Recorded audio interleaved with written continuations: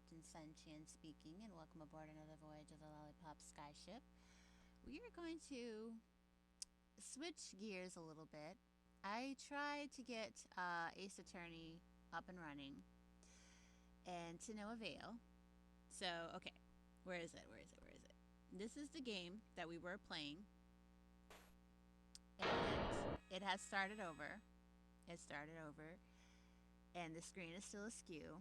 And so what I've kind of figured has happened is that they relaunched the game on the App Store, and the old version of the game is for a older version of iOS. And whatever update I did messed up the ability of my iPad to be able to play the game.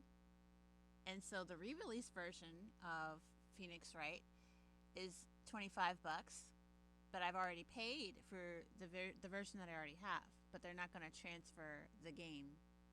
So I have to figure out a way. This game, I believe, is still on Xbox Game Pass. I just have to play up to the point where I was, and it kind of sucks because I'm on the last case, so I have to play through the other previous cases and then play through the parts to get to the part where I was. Instead of doing all that jazz, I'm just going to start the next game, which, okay, I think the next game is technically Apollo Justice, but we're going to do the next game chronologically, which is Ace Attorney Investigations. So I hope everybody's having an amazing weekend. I hope your holiday season is treating you well. Let me go ahead and get the chat up. Tapping the screen. We've never played this before. We don't know how it's going to go, but so far, just from the opening of the game, it's at least it's appropriately formatted for me to play, and it's responding to my finger. So, oh my. Turnabout Visitor from episode starts. So this is exciting. Another Ace Attorney game. I'm probably going to attempt to play through all the games on stream. There's one game I don't own, and hopefully in the meantime it doesn't go obsolete before I get a chance to play through. To make sure that, oh, that's the job of a prosecutor after all. Are we a prosecutor? Let me go ahead and pull up chat. That may be true, but why? Why go this far? Who are we? Sorry, maybe I wasn't clear enough, but a guilty verdict is all that matters to me. No matter what the cost. Ooh, and we are in Edgeworth's office. That's a shady bit of work happening here. Who is that?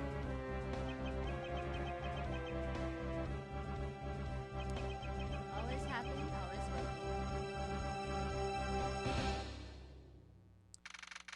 March 14th, 2:05 a.m., Prosecutor's Building.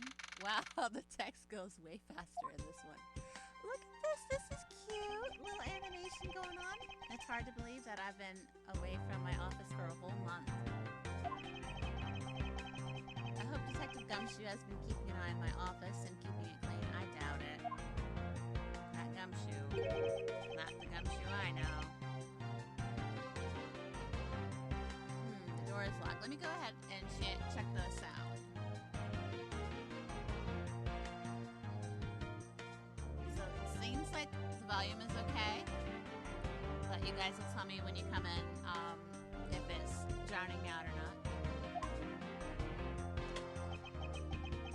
Detective Gumshoe? What's this smell? It's very familiar. Blood.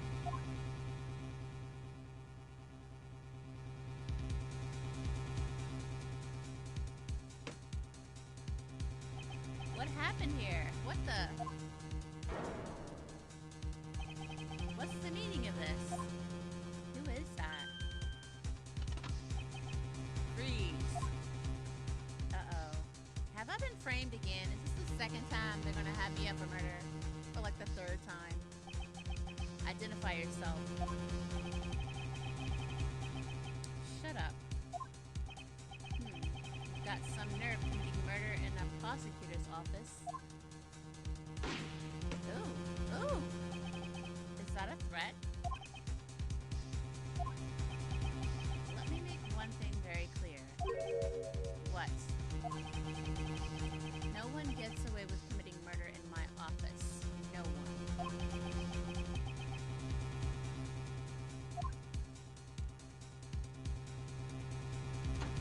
And he just leaves? My name is Miles Edgeworth, and I work as a prosecutor in my local district. Let me turn that volume on. It is hard for me to hear. Little did I know that upon my return home after a month abroad, I would be thrust into a multitude of places and some very frantic and busy days. March 14th, 6 a.m., High Prosecutor's Offices, room 1202. I finished photographing the victim's body, sir. Very well, please continue your investigation. Yes, sir. Look at all this movement and animation happening. Okay, upgrade. What's this room about? Mr. Edgeworth, sir, are you okay? Oh, gumshoe. Keep it down, detective. This is a crime scene. When I heard that a murder had taken place in your office, I ran up here straight away. This is Dick Gumshoe. He was a detective with the local precinct. I'm the one they assigned to handle this murder case for the time being. You're looking a little pale, sir. Are you hurt? No, I'm perfectly fine. However, look what they did to your office. It's totally trashed. I'll say the culprit sullied my floor with dirt rather well. No one gets away with tracking blood into my office. Blood? What about the blood? Whoa, sounds like you're getting really burned up over this whole thing. A crime was committed in my office, so it is my responsibility to solve it. Oh, that's just like you, Mr. Edgeworth. Okay, time to do some investigating. Agreed. Our first course of action is to gather relevant facts and leads. Oh, this is the tutorial part. Get used to this new setup. We must not overlook anything, no matter how small, if we are to find the truth. So I'll keep any leads or information we find etched in the forefront of our mind. Speaking of things that pique my curiosity, why of all places did the murder occur in my office? You attract trouble, that's why I did it. Is it really a coincidence that the murder took place in my office? Okay. I get the nagging feeling that this is something important to keep in mind. Yeah, I was wondering that myself, sir. I mean, you can't really say it's just a coincidence, can you? No, not really, especially because of this. Oh, a key.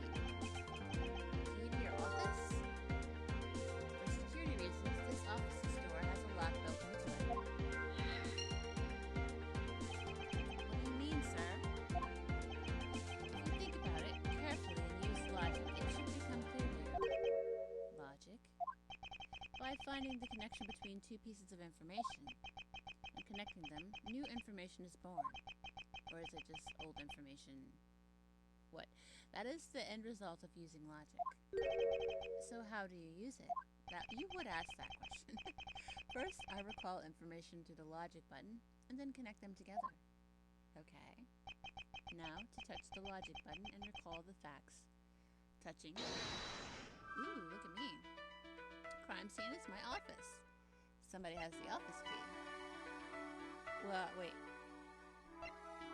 Do I just hit confirm? Oh, I have to confirm both of them. Connected. Okay, some new setup. For security reasons, all prosecutors' doors are outfitted with locks, which means it would have been hard for the murderer and the victim to get in here. So they both got in here. That's something. Ergo, it's impossible to dismiss the location of this crime as a mere coincidence. Yes, that's exactly what I was thinking, sir. There must be a reason why someone infiltrated my room. What was the door after? You're really on the ball today, Mr. Edgeworth. That's some beautiful logic, sir. Yes, well,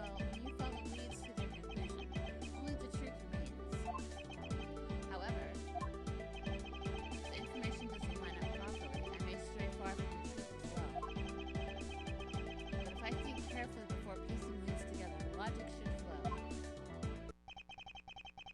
Well, let's get started with our investigation, shall we? Yes, sir. High Prosecutor's Office's room 1202. The basis of any good investigation is to examine everything, sir. I know that, and when I want to examine something, I simply touch the examine button. Oh, if you ever feel lost and want to talk, just touch the partner button, okay? Oh, so we're legit partners in this. I'll give you great, precise advice as an ace investigator, sir. Are you really an ace investigator? Something to try later if I have free time, I suppose. Okay. So, I don't see the examine button. Is that the organizer button? Oh, look at that. Why is the prosecutor's badge so much spiffier than the attorney badge? Okay, we got profiles here. Roger that. Go back. I guess I'll touch the partner button since last you called, sir. Notice something? Is there anything you noticed that you would like to share? Just that I rushed over here as soon as I heard there was a murder in your office, sir. The investigation's just gotten started, so I guess there's not much else to say. So, were you the one that found the body, Mr. Edgeworth? Unfortunately, upon my return, I found my office door to be unlocked. And what awaited me inside was this whole messy affair. Ouch, that's rough. Even though I left the security of this room to a certain detective... Sorry, sir. So, what happened to you? I assume you understand how to conduct investigations, Detective Gumshoe? Of course, sir. Examine things by pointing to them and then touching the... Where's the freaking exam button? By checking various things out, we gather evidence and information. You can see the evidence we've collected by touching the organizer button, okay? For information and leads, it's the logic button. That's it. Great job, sir. Detective reasonable is the way to go. Reasoning? It's called detective reasoning. Detective, there is something you like. Alright, so that's all we got. I don't see an examine button. Oh, okay. Oh! I get to move about. Look at me go. This is so cute. I love it. Let's look at stuff. They finished photographing the body, so it should be alright to examine this area. Even if it wasn't, it's my office. I look at where I want to look. I won't rest until I've inspected every suspicious-looking nook and cranny. Well, it's definitely suspicious that there's a whole body, a dead body, in my office. Let's see here. There's blood all over his lower abdominal area. Looks like the bullet passed clean through his stomach area, sir. In other words, he was shot. Oh my gosh, did it take us that long to figure that out? Yep, and until the autopsy's done, I don't think we'll know much more than that. Please have the body sent to the morgue once they're done processing the crime scene. Alright. Documents discovered in the office. Are you going to be okay with keeping track of the evidence we find, sir? Of course, this is the safest way I know to keep track of it. Alright, if you say so. I keep all the evidence I find either in or with my organizer. When I want to re-examine a piece, I have but to touch the organizer button.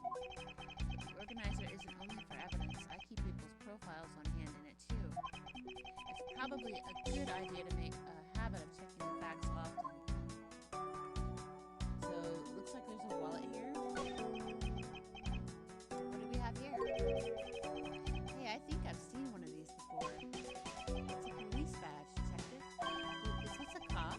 Oh, hey, I have the exact same thing. Actually, what a coinkydink. It's not a coinkydink. This is a murder scene. This isn't a coinkydink. It's relevant. Bloody face, detective. Why does he sound familiar? It would appear that our victim was a detective just like you. Okay. So, do we need to give the closer look? We already got that, okay.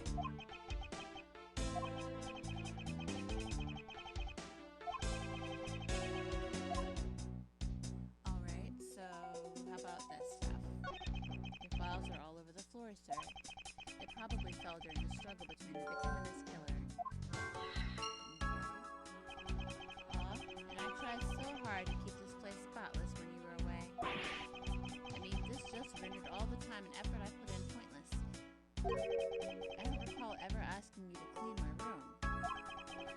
Well, I water the flowers every day, just like you requested, sir. I just added cleaning to the list as a weekend special.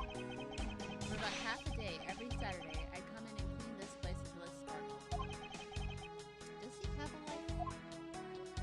Alright, so, can I get out of here? Because I think I've seen everything I need to see here. Let's look at the blood on the actual... Oh, I so love that he can move. Like, I love it. There we go.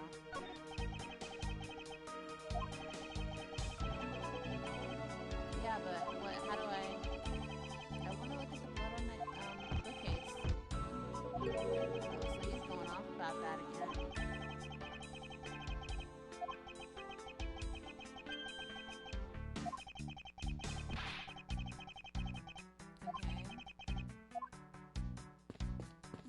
So maybe I can't look at that? Let's look over here. He did shoot my portrait. Or my... Is it a portrait or is it just my outfit? I hope we can solve this case quickly. I'd like to return to relaxing on the sofa. That thing is a billion times softer than my mattress at home. Can I sit on it too? Just for a little while, sir?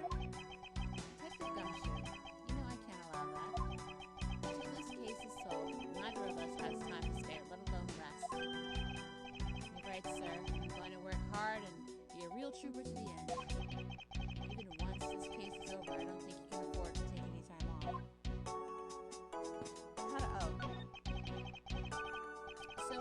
Alright, so we're not gonna look at the bullet wound? Okay, so I gotta get used to how this works. Can I skip? This is one of the things about Ace Attorney that is annoying. The inability to skip dialogue that you've heard before, that may be tedious. I can't look at the gun. Alright, the killer's goal. Signs of the struggle. I don't think I have enough.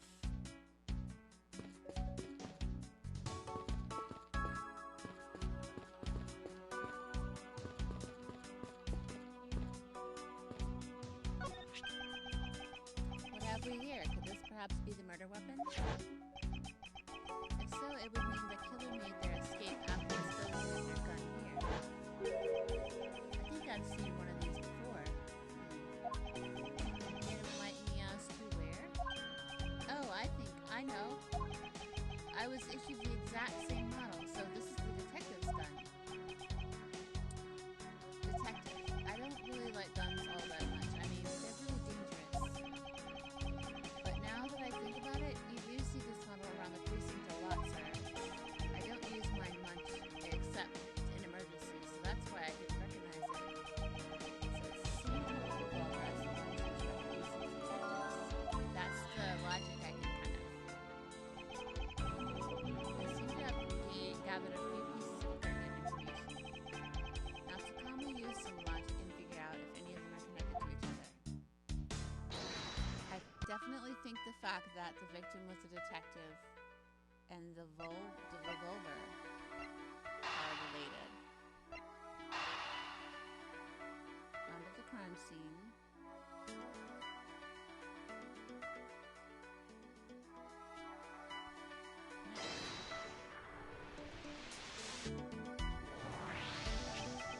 The revolver, the standard model used by the detectives. Could it have belonged to our recently departed? Detective Gumshoe, could you please thoroughly check the victim's body one more time? Yes, sir. On it now, sir. Excuse me, pal. Let's see. What have we got here? Mr. Edgeworth, sir, this guy's wearing a gun holster. So it appears that our killer somehow managed to take the victim's gun from him. That means the struggle was that happening. That's another connection we can make.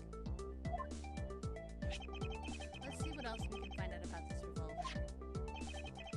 As As I always say, you've got to look really carefully at each piece of evidence. You can use the scroll wheels to rotate an object. There's no such thing as a bad angle. Use the slide bar to zoom in and out and get at the nitty-gritty. Anything here of value? Let's zoom in all the way. See. Everything looks in tip-top shape here. What's that? Is that valuable? I guess I don't care about the horse being done. Are these like fingerprints or something? Is that valuable? Ooh, wait. Is it loaded? Fully loaded? Like, was this gun fired? Oh wait, examine. Looks like only one round was fired from this, okay. Wow, so the killer killed the victim with just one shot after wrestling the gun from him? It sounds like the guy knew how to handle a gun, huh, Mr. Edward? That can't be true because he shot the gun at the wall. So if he had already shot the victim, there should be at least 2 rounds missing from this. We have no proof for now, but that is a distinct possibility. I guess this is about all we're going to find out. We should send the body to an office. Jim? Who the heck is Jim? Oh, he must be... Wait, I thought his name was Buddy Faith or something. Why, oh why, how could this have happened to a guy like you? Are you alright? Don't touch me. Leave me alone. Just let me be. What if he's the killer? I think he's the killer. Sorry, but I can't do that. The investigation is still ongoing, so please refrain from touching the body. What are you doing in my office? The body? The body? Don't talk about him like he's just some lump of flesh. Look at him. Jim looks like he's just turned in for the night. Sure. Just in a blood-stained suit, pal. Heartless. Gumshoe, it's so heartless. Where are my manners? Aren't you that prosecutor? Why, yes, I am. I'm Jacques Portsman, prosecutor.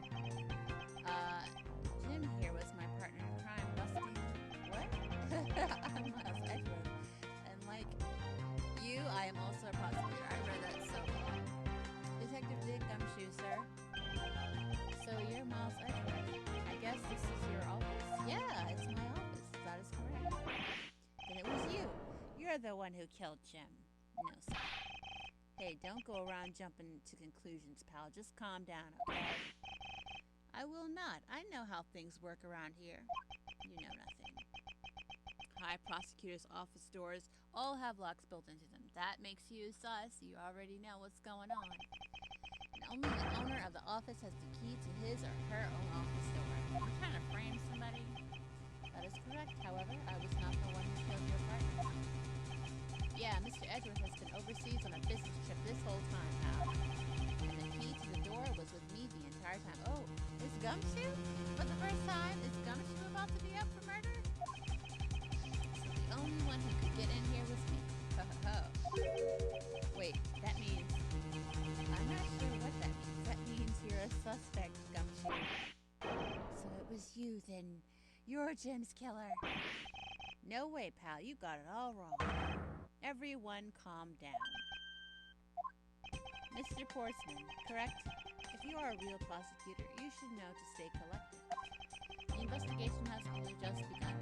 Isn't it too early to be drawing conclusions? Alright, I get the point.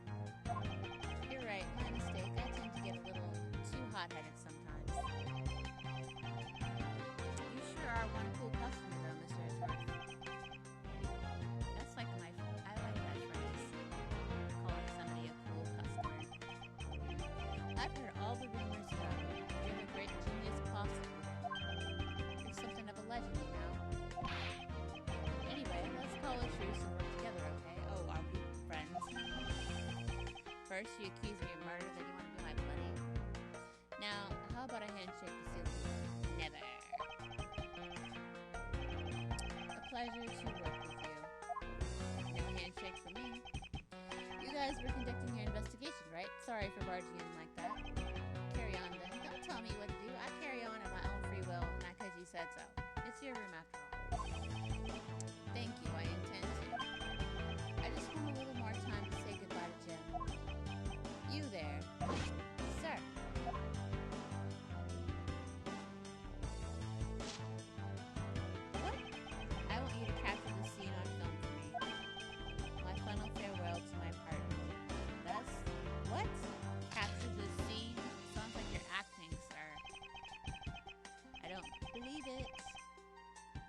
probably give them some space. No, sir. Do I have any conclusions I can come to? Signs of a struggle. Killer's goal, we do not know. We got the gun, though. Oh, is this what I needed for them to move out the way so I can look at here? Oh, no. So it's not gonna let me look at the bullet hole? I'm not trying to look at the sofa. I want to look at the bullet hole that they shot in my little painting thing.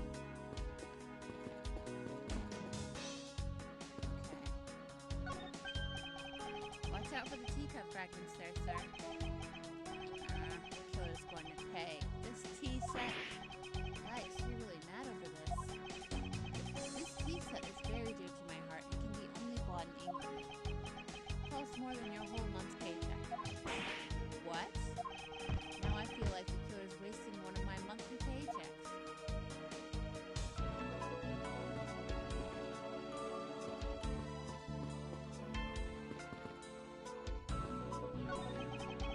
How is it coming along? Please, I need absolute silence. This picture is too important to mess up. I leave this man to his art. What are you talking about? Art, dude? Do I want to look here? Nope, no, I've already looked here.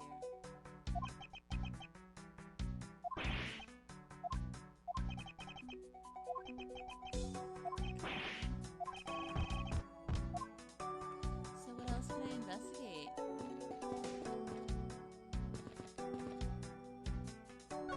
There we go, finally. Ah, your jacket, sir. What's it doing on the floor? It must have fallen off the wall when the killer tried to threaten me by firing a round. So the killer not only shot the victim, but they shot your jacket as well. They dared to shoot the ultra-special jacket that you made your prosecutorial debut in. What if they had shot through it? It would have been a disaster. It's not worth getting worked up over, Detective. Not when there's something more here. There's two guns. Huh? Like what? I take it you haven't noticed it yet, Detective. There's a giant contradiction right here in front of us. Really? Let's do it. Let's figure it out. Did I say contradiction? You must be rubbing off on me. I'm starting to sound like it. But I have my own methods, and I will conduct this investigation my way. When you see before me contradicts a piece of evidence that seems off, that's when my detective skills come into play. First, I have to find the spot that holds the contradiction. It's going to be this bullet hole right here. This is it. Bullet hole where the contradiction lies. When I spot something that's off, I should press the release button with conviction. When I have found sufficient proof to prove the contradiction, I accept it. This is how I do things. Point out the contradiction.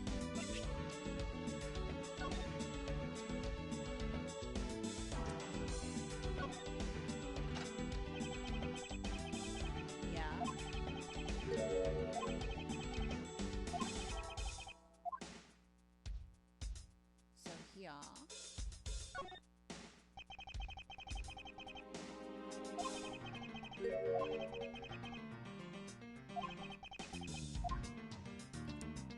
Okay, so wait, how do I do that though? Eureka! Eureka? Okay, it's not objection, it's Eureka! This bullet hole is the contradiction. What do you mean, sir? It's elementary. 2 shots were fired in this room. The first felled the victim, and the second felled the frame. 2 guns. Hey, that's right. However, this gun was only fired once. Hey, that's true too. Which means that one of these 2 bullets was fired from a different gun. Did the killer have another gun prepared for tonight? By the way, I noticed something, sir. Yes. What's that thing sticking out from behind the frame? Ooh, it's a safe. That. It's a secret safe. A secret safe?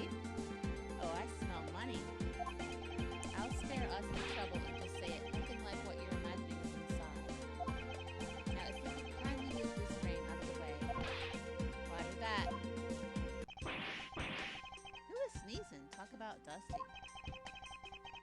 I suppose that's what happens when I'm not here to dust it once in a while. I thought you were cleaning our room every Saturday. What happened? I had no idea there was a safe here, or I'd have kept... Okay, fair enough, fair enough. So, when did you put this thing in? It wasn't something I had installed personally. Every prosecutor's office has one. Really? I had no idea. Well, only prosecutors are supposed to have knowledge of their existence. So what's inside, Mr. Edward? Right now? Nothing. We only use them to store especially important evidence when a trial is in session. That's it? Talk about squashing my hopes and dreams. Secret safe data jotted down in my organizer.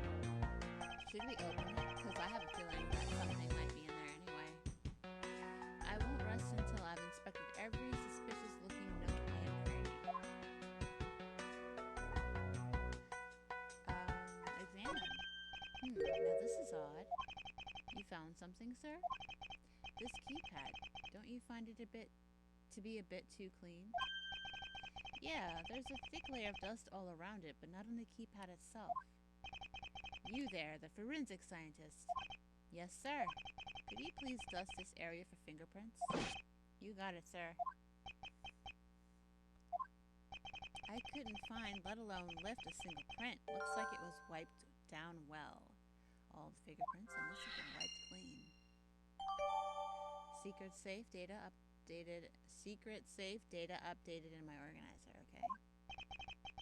As I thought, it appears that logic is the only way around this setback. Time to rationally and calmly connect the dots with the information we have.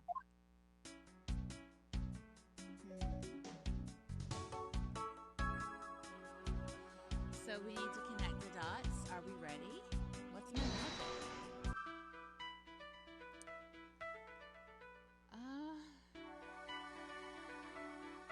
Signs of a struggle. Wiped fingerprints. Killer's goal. Could I say that he had something to do with that? Can I connect that?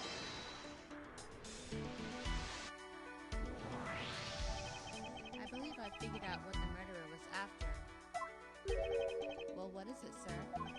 The fact that the safe was wiped clean of fingerprints suggests that the criminal had at least attempted to open my safe, making the culprit's motive for breaking and entering theft, I believe. I wonder if knowing that the motive behind this break-in was theft changes what the other pieces of information can tell me about this crime. If the motive was theft, and there were signs of a struggle, there's another handgun.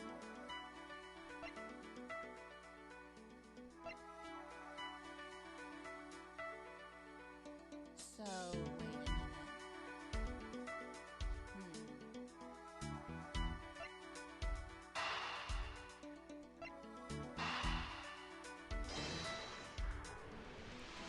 minute. There is a possibility that the files displayed on the floor are not the result of a struggle between the victim and his killer. Oh, you mean like it could be from when the killer tried to find something, sir? Precisely. We need to figure out if any of the files have been stolen. Yes, sir. I'm going to show files like you've never seen before, even at a library. I'm sure. Let's give that a try. Why do all the good ones always die young? Surely you must ponder that every once in a while, Mr. Edgeworth. No matter how much we lament the dead, will not come back to life. All we can do is search for the truth. And so what are we supposed to do? How do we go about finding the truth? First, we calmly restore the files to their rightful place. You got it? Here, let me help. I feel like he's about to steal something. Like, I don't trust him. I feel like he came back to the scene of the crime and is really playing at his 3-year-old. So this file goes here, and that book goes there. I sure know a lot about where things go, despite it being Mr. Edward's office. Exactly.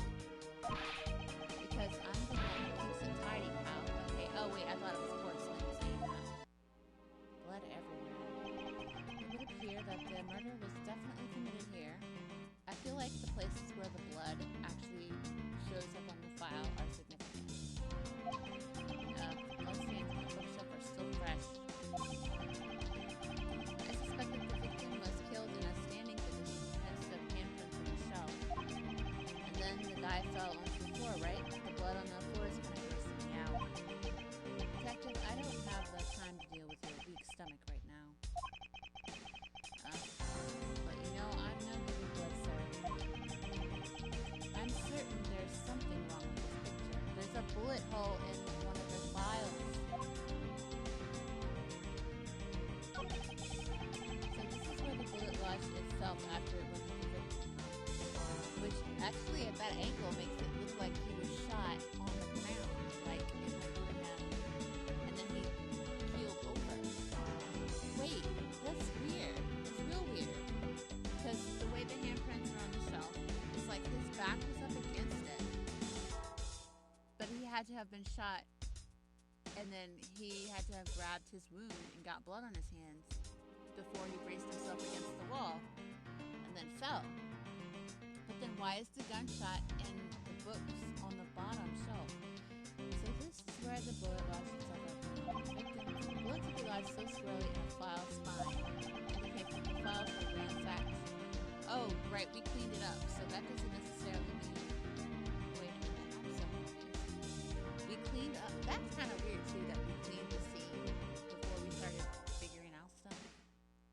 Okay. The files were ransacked after the shooting had occurred. Yeah. Yeah. He had to have been shot and then scrambled with the files. Then I guess the victim was moved because he was in the killer's way. Okay. The victim's handprints. He must have tried to support himself with his hands here after being shot. There are prints on the floor, too. This must have been made when unable to stay standing and dropped to the floor. Right, so why is this bullet hole... Okay, unless this was on somewhere else and then it ended up back on the shelf. But why is there another hole? That doesn't make sense. That means he would have had to be in this area. I'm confused. And also, for there to be a lot... Like, why is there so much blood right here? It appears that the victim was in a sitting position here after being shot, so he was there a while? Well, no, because... What? So that's why the seat of the victim's pants has blood on it. That would be the logical conclusion. Okay, so if the bullet went through him, he would have been bleeding out from behind, too. But why does it make sense for a bullet to be in that book? That's weird. Can we get the blood stains here? I put them all back as they should be, sir. Doesn't it look like... Doesn't look like anything's missing? Although it does look like the killer moved the body to flip through my shell. I wonder if they found what they were looking for.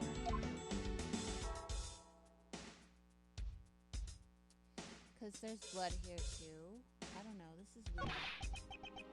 Okay, so that's the same thing. Anything else relevant to this?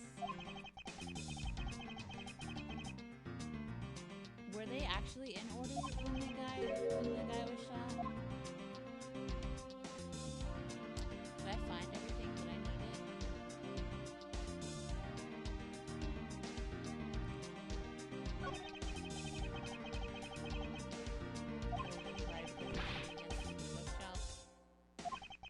In a sense, I suppose. See, I'm not completely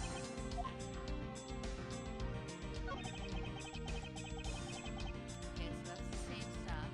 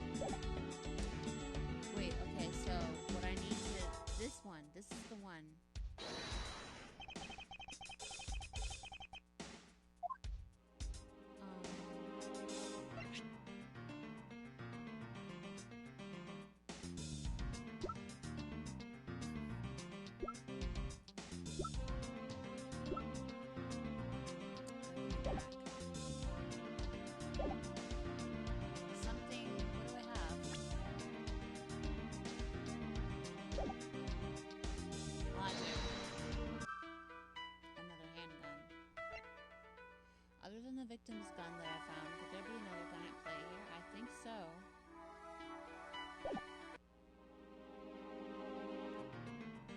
I'm gonna go ahead and save.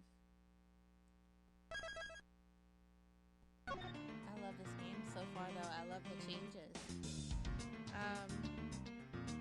What am I doing? What is the contradiction? Do I just go back?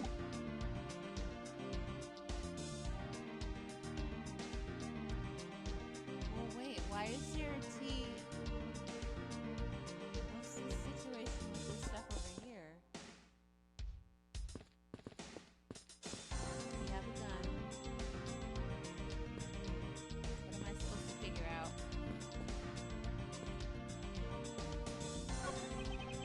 This record's been a word, if I may. Oh, Jim, your laugh, your smile.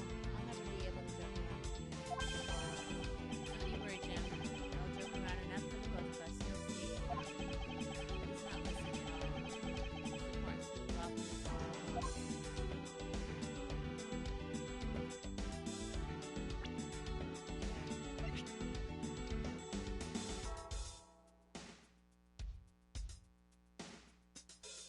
I feel weird about the position of the books and the bullet wounds and the stuff. Weapons discovered in my office.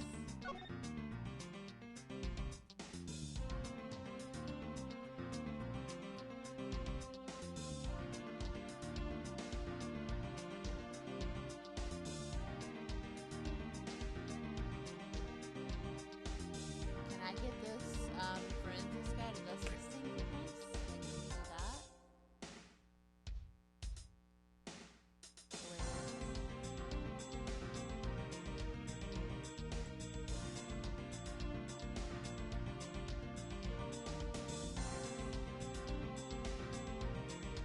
Alright, so what else we got?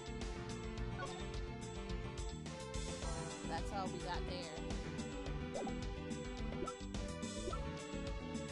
So this might be a different kind of curve for me to kind of learn how to get through the moments I'm stuck in this game.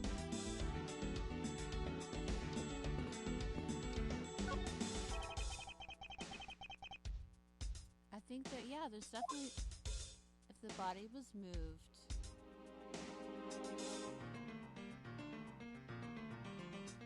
I guess the contradiction is the movement of the body.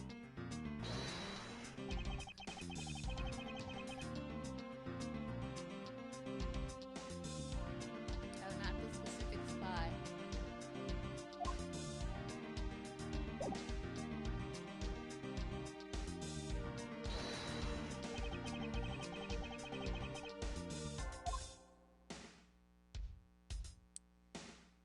I feel like it's related to where he is. I don't know. Did I Eureka something? Nope, that was wrong. So I'm gonna lose health in this, right?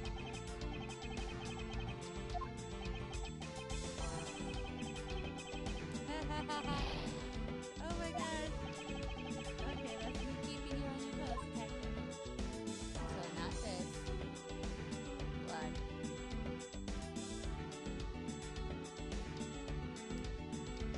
Wait a minute. So, wait. We did know that there's two guns. I guess. It's... But when did he get the gun from him? Because he would have had to... I don't know. How did he shoot him? If the gun he was shot with, or if the gun left was his gun. I don't know. I'm not really knowing what to do here. Yep, that's the way it's supposed to be. So it started off leaning up against the shelf, then he sat down, then he was moved out of the way. But wait, that means that they didn't really struggle, right? Well, how did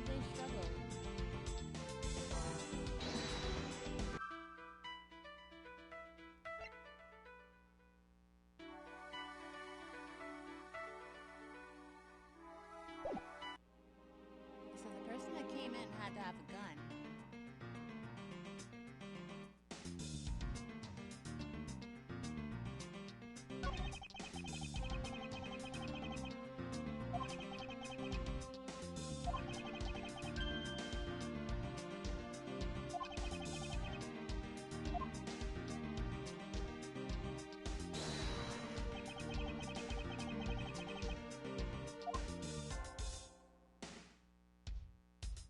So I guess that would be that. It's either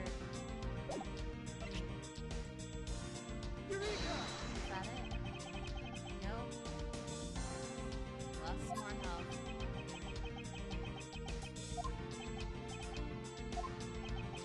What happens when I'm all out of health?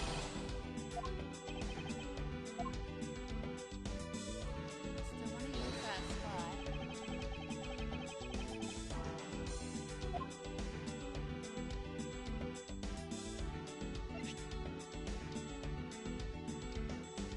Eureka! No.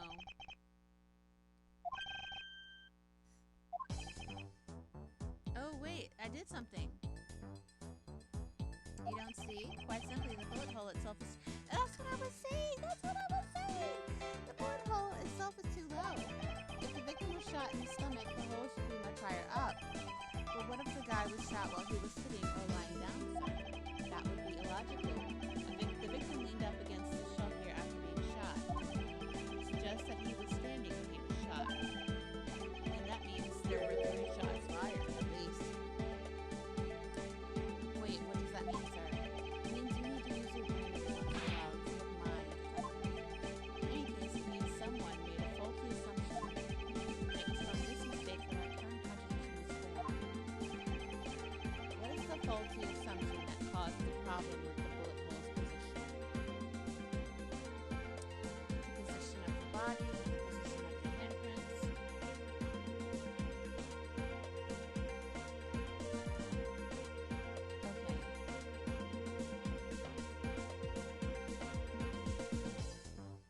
Okay.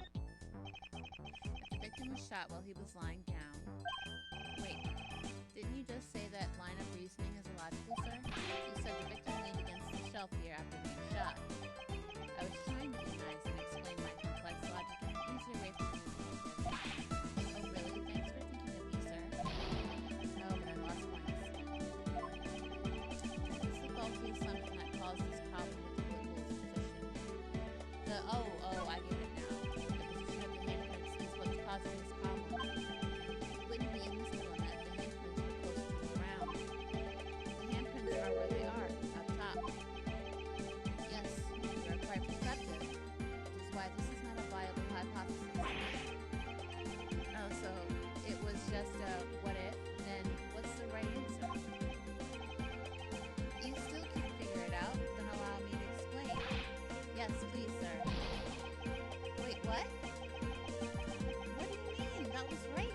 The position of the handprints let you think that he was standing. I don't know. Alright, here we go. The order of the... maybe that. Oh, I did say that earlier. I was like, well, how do we know these files were in order? I believe the order of the files is a bit off. You mean I put them back in the wrong order just now? Hey, actually, I think the labels on the files are wrong, sir. What? Oh. Yeah, you see here how the files that were shot begin with the number 0? What are those doing all the way down there after 1, 2, and 3? That's really weird. Actually, the way they are organized now is the correct order. They are exactly as I see them in my mind's eye. But the numbers are all out of order. Those white lines are special, so they are arranged a little differently. But from this, we know that the files were not in this order when the crime occurred. Aha, so that's it. I believe the killer made the same incorrect assumption as you did, detective. Let's rearrange the files in numerical order and see what we find out. Do you think it'd be okay to prop the body back up to how it was before it was removed? They finished processing the crime scene, so I don't see why it wouldn't be. If you please, Detective Gumshoe.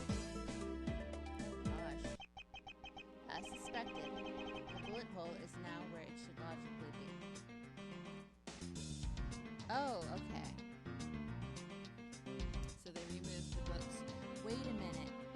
There's something written on one of them. Killer went through my files first before shooting Mr. Fate.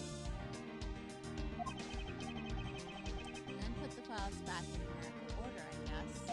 Exactly. And then proceeded to shoot the victim. But why would someone kill a man and then look through your files one more time? Puzzling indeed. The files were thrown into disarray twice, once before and once after the crime. Why?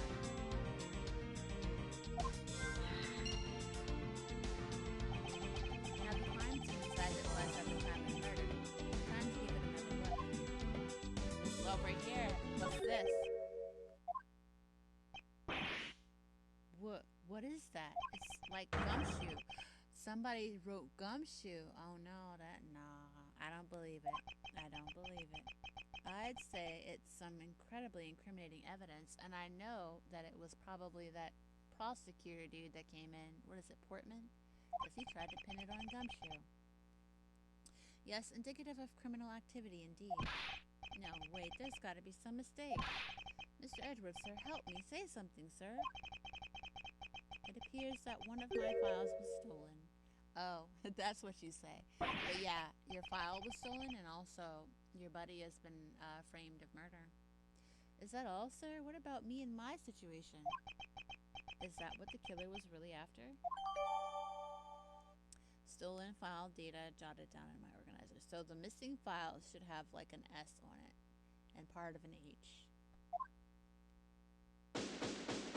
Yay, we did it! Woohoo! And we got our friends back! Looks like Jim was able to leave us the name of his killer in the end. Shut up, Portsman, you don't know anything. And this most important message managed to reach us. Shut up, Portsman, you don't know anything. I'm telling you, it wasn't me. You can't be terribly pleased to hear that your beloved partner is the guilty party. Shut up, Portsman, you know nothing. If you are going to accuse Detective Gumshoe of being the culprit, I sincerely hope you have some proof to back it up. Jim's words, they're more than enough, wouldn't you say? If that's how you want to play it, then at least allow me to understand your reasoning. You got it. I don't like this one bit. There's something strange about this man's attitude. He's the killer. That's why he's strange. And there must be some sort of flaw to his logic waiting for me to dig out. The files were disheveled twice. He shot the victim. Okay, the files were messed up. He shot the victim. He put them back in order. So that would mean the victim either wrote his name on it, or the killer wrote his name on it, and then the files were disheveled again. There's no way he would really know that his message would be received like that, right? Mr. Edgeworth, what are you going to do? What I always do in court, I'm going to cross-examine him. One way or another, I'll expose the flaw in his logic with this technique. Ooh, how do you do that? Can you explain it to me, sir? Might as well. Okay. Alright, first I'll listen to the witness's testimony. If I find a flaw in the testimony, something that contradicts the evidence, I open the organizer and present the piece of contradictory evidence. Present something simply press the present button. That's old news. But it's not like there's going to be a flaw in their testimony every time, right? Correct. And at those times, I need to press the witness by touching the press button. Sometimes, by pressing, I can draw out new information and new or modified testimony. I think I get it, sir. I'll be sure to try this technique out during investigations, too. Very well. I'll even show you how it's done. Now watch carefully. Mr. Portsman's logic. Detective Gumshoe. You stole Jim's handgun from him and you shot him dead. Further, you messed up the files to make it look like you had committed theft instead. That's when you moved Jim's body that was sitting in front of the bookshelf.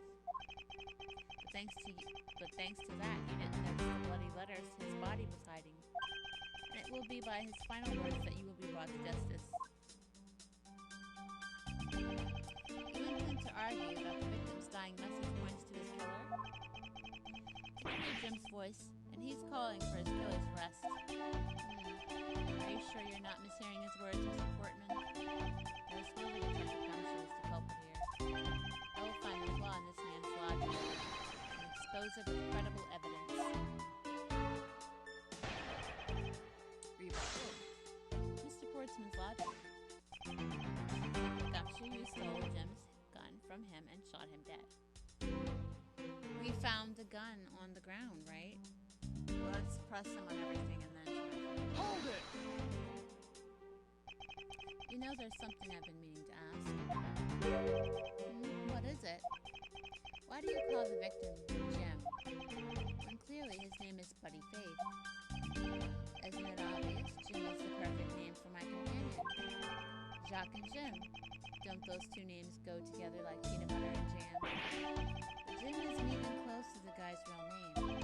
Well, Jacques and Buddy just sounds off somehow. Besides, he was the third of a bunch of guys that decided to nickname. Really? You can't just be renaming people. He talks about the victim like he was his pet. Further, you must up the files to make it look like you had committed theft instead. Hold it! Do you really think it was necessary to shovel the files to my shelves twice to do that? That's true. Okay, then maybe his real intent was theft. Hey, are you accusing me of stealing something from Mr. Edgeworth? He's accusing you of murder. Focus. It's a possibility. Maybe your salary's been cut so much that life is getting a little too rough to handle? I'll have you know that I eat 3 square meals every day. Okay, so all 3 of them happen to be instant noodles, but poor thing, what an evil prosecutor you were paired up with, and what a motive, no? That's when you moved Jim's body that was sitting in front of the bookshelf. Rest. Hold it! And why would Detective Gumshoe do such a thing? Because the body was getting in his way. He had to mess up your bookshelf somehow, right? Anyway. But thanks to that, you didn't notice the bloody letters his body was having. Hold it! Why do you think that the killer didn't notice the bloody letters? The body was covering it quite well, wouldn't you say? That's how he missed it. He moved the body, didn't he? But judging by what I've seen, it doesn't take much for your detective to miss something. Who do you think you are? You know nothing about me, pal. That's right, tell him. There's a lot a person can understand about another from first impressions alone. You can't say I disagree with him on that point. Why don't you say something, sir? Not you too, Mr. Edgeworth. Despite his lack of attention to detail, I don't believe the detective to be the culprit. Nobody could have overlooked the bloody letters, and I can prove it with evidence. I couldn't ask for a better setup. For the game finishing spite. And it will be by his final words that you will be brought to justice. Hold it! Are you saying that those letters were intended for you? Yep, Jim was an outstanding detective. I would expect no less from my former partner. It looks like Mr. Portsman still doesn't understand. He has yet to figure out the true meaning behind the bloody letters. What are you sputtering over there? Can't you just admit my logic is perfectly sound? Actually, there's a gigantic flaw in his logic. A gap so wide that even the good detective can spot it.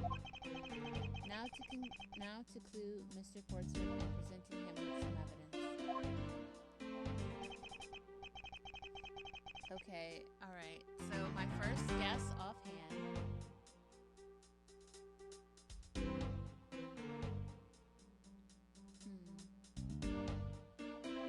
Okay, there is a gun in there.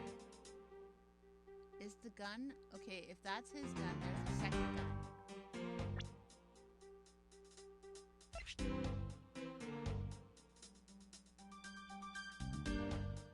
Let's start with this one.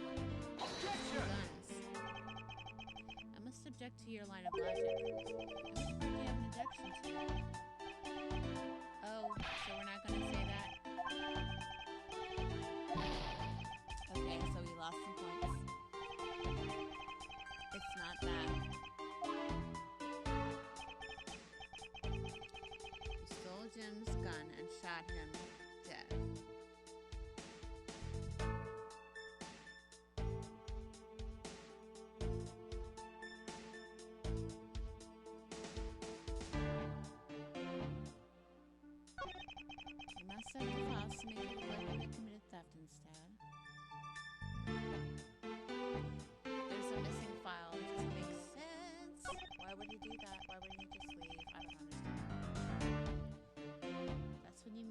body that was sitting in front of the bookshelf.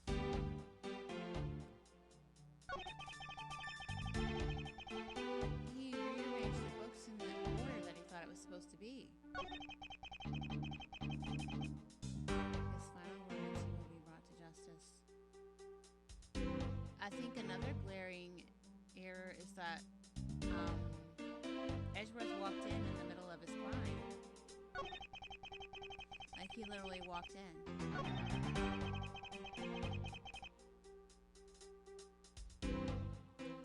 So if you move the body that was sitting in front of the bookshelf, what's the evidence? The contradiction. So what's the contradiction?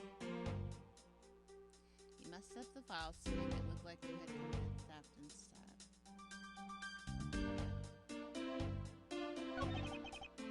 Gumshoe stole Jim's gun from him and shot him dead. So Gumshoe's fingerprints would have to be on that gun.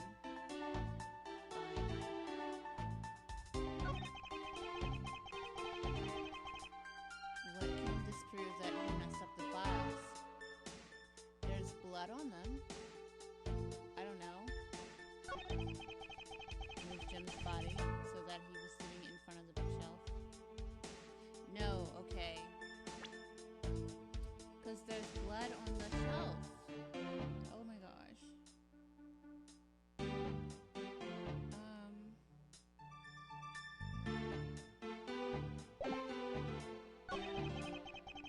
Messed up the bookshelf to make it look like you committed theft instead.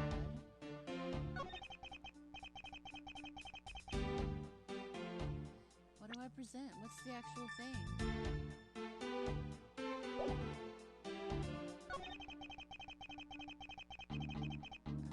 Can I use the safe?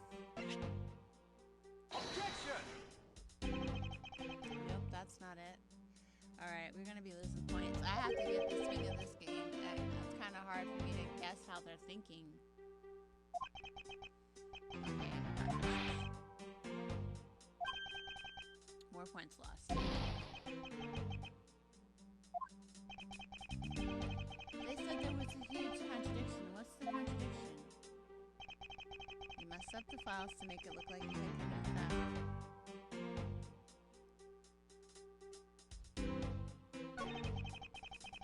Move the body sitting in front of the bookshelf.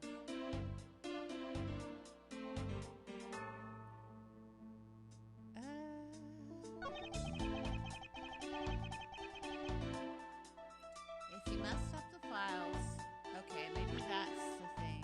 I'm gonna pick this. Objection!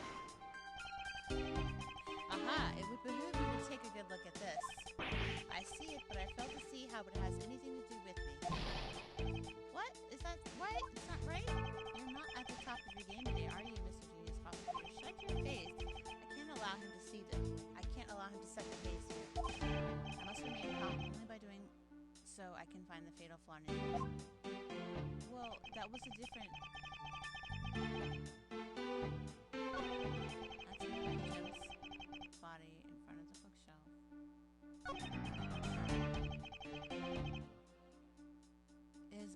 bloody letters, his body is hiding. If he moved the body, how would he not notice the bloody letters? I'm confused. It will be by his final words that you will be brought to justice.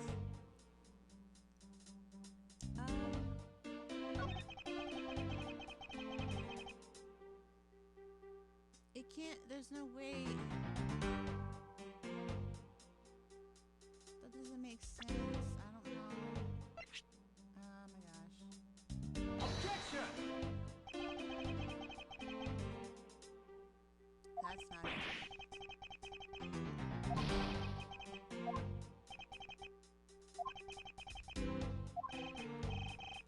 What is the objection they're looking for? Notice the bloody letters his body was hiding.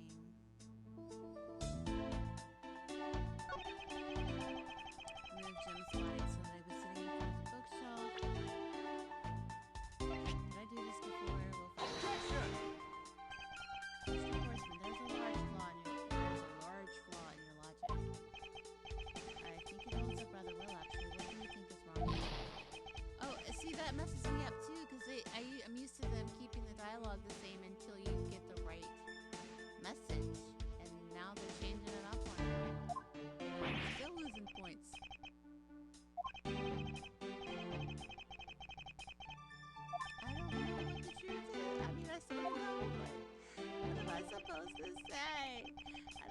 you want from me? Oh my goodness. He stole Jim's gun from him and shot him dead. So I'm just gonna start by presenting the gun. Objection! Nope, not it. We losing all the points today. I don't know what this is.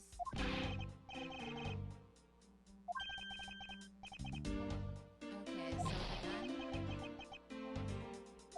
Not the gun. Not the gun here anyway. I don't know what the rational thought I'm supposed to have is. Stole Jim's gun. The only evidence I have. Bloody body on the ground.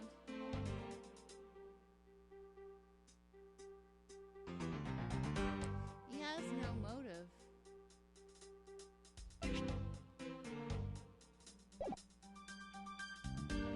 Like, why would he want to kill the detective? He stole Jim's gun, shot him dead.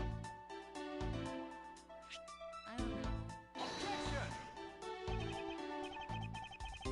Not it.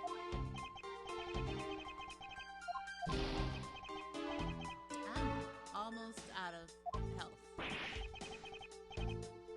Don't tell me to concentrate, Gumshoe. You're no better at this than I am.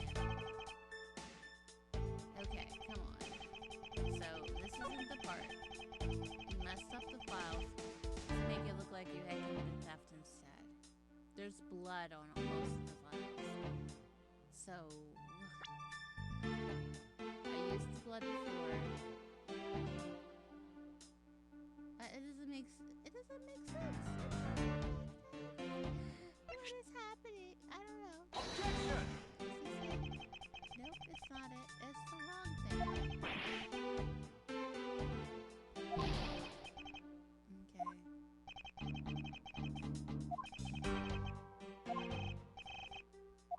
Okay, so the fact that he messed up the files is not a thing. Moved Jim's body so that he was sitting in front of the bookshelf. I don't know. My next guess is that how could he write if he was able to move? I don't know. Objection! Nope, that ain't it.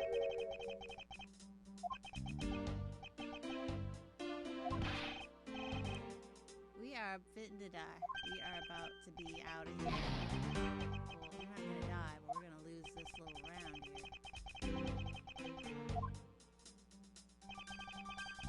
Jim's body that was sitting in front of the bookshelf. I presented the bookshelf thingy first.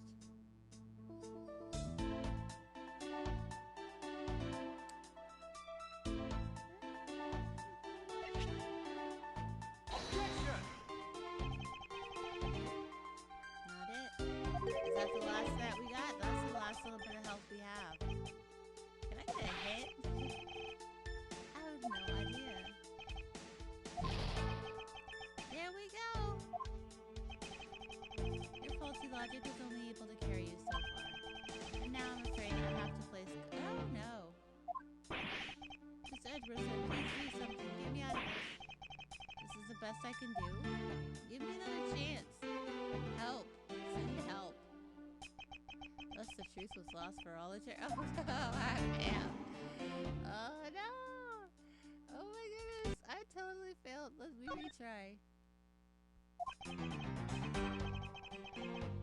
Okay, we have Kraken, welcome to stream. Let me give you a shout out. I am failing. This is investigations. I like the format of this game. It's real cute. And I'm currently losing as Miles Edgeworth because I have no idea what they want from me. Shout out our Tabernacle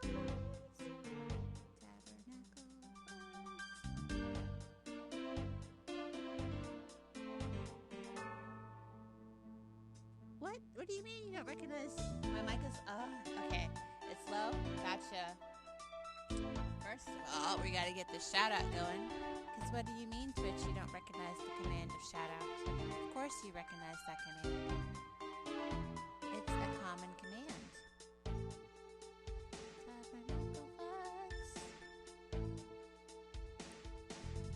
There we go. My mic is low. I'm gonna save right here. Save. And let me see if I can. Oh, wait. No. Options. Sound effects, background, music. I'm going to turn it down pretty low. And I'll probably turn some of the sound effects low. Read only. We'll do that for now. We might do the skip thing. Cool. Alright. Okay, so mess up the files.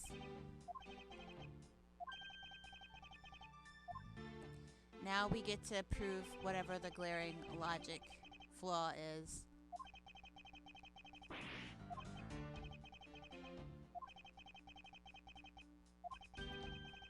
The flaw in this man's logic and expose it with credible evidence.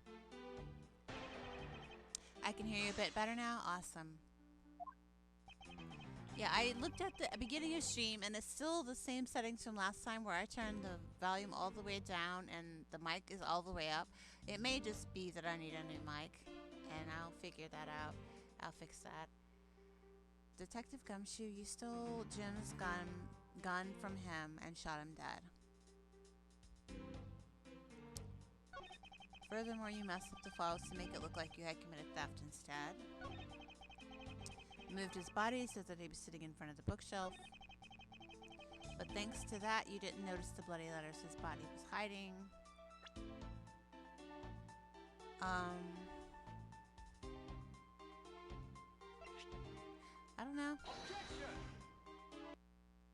Did I do it? Did I finally do it? Perhaps you're not aware, Mr. Portsman, but there is a serious flaw in your logic. Bringing a bit of the courtroom into this, I see. No problem, I'm game. I can't help but find it odd. Excuse me?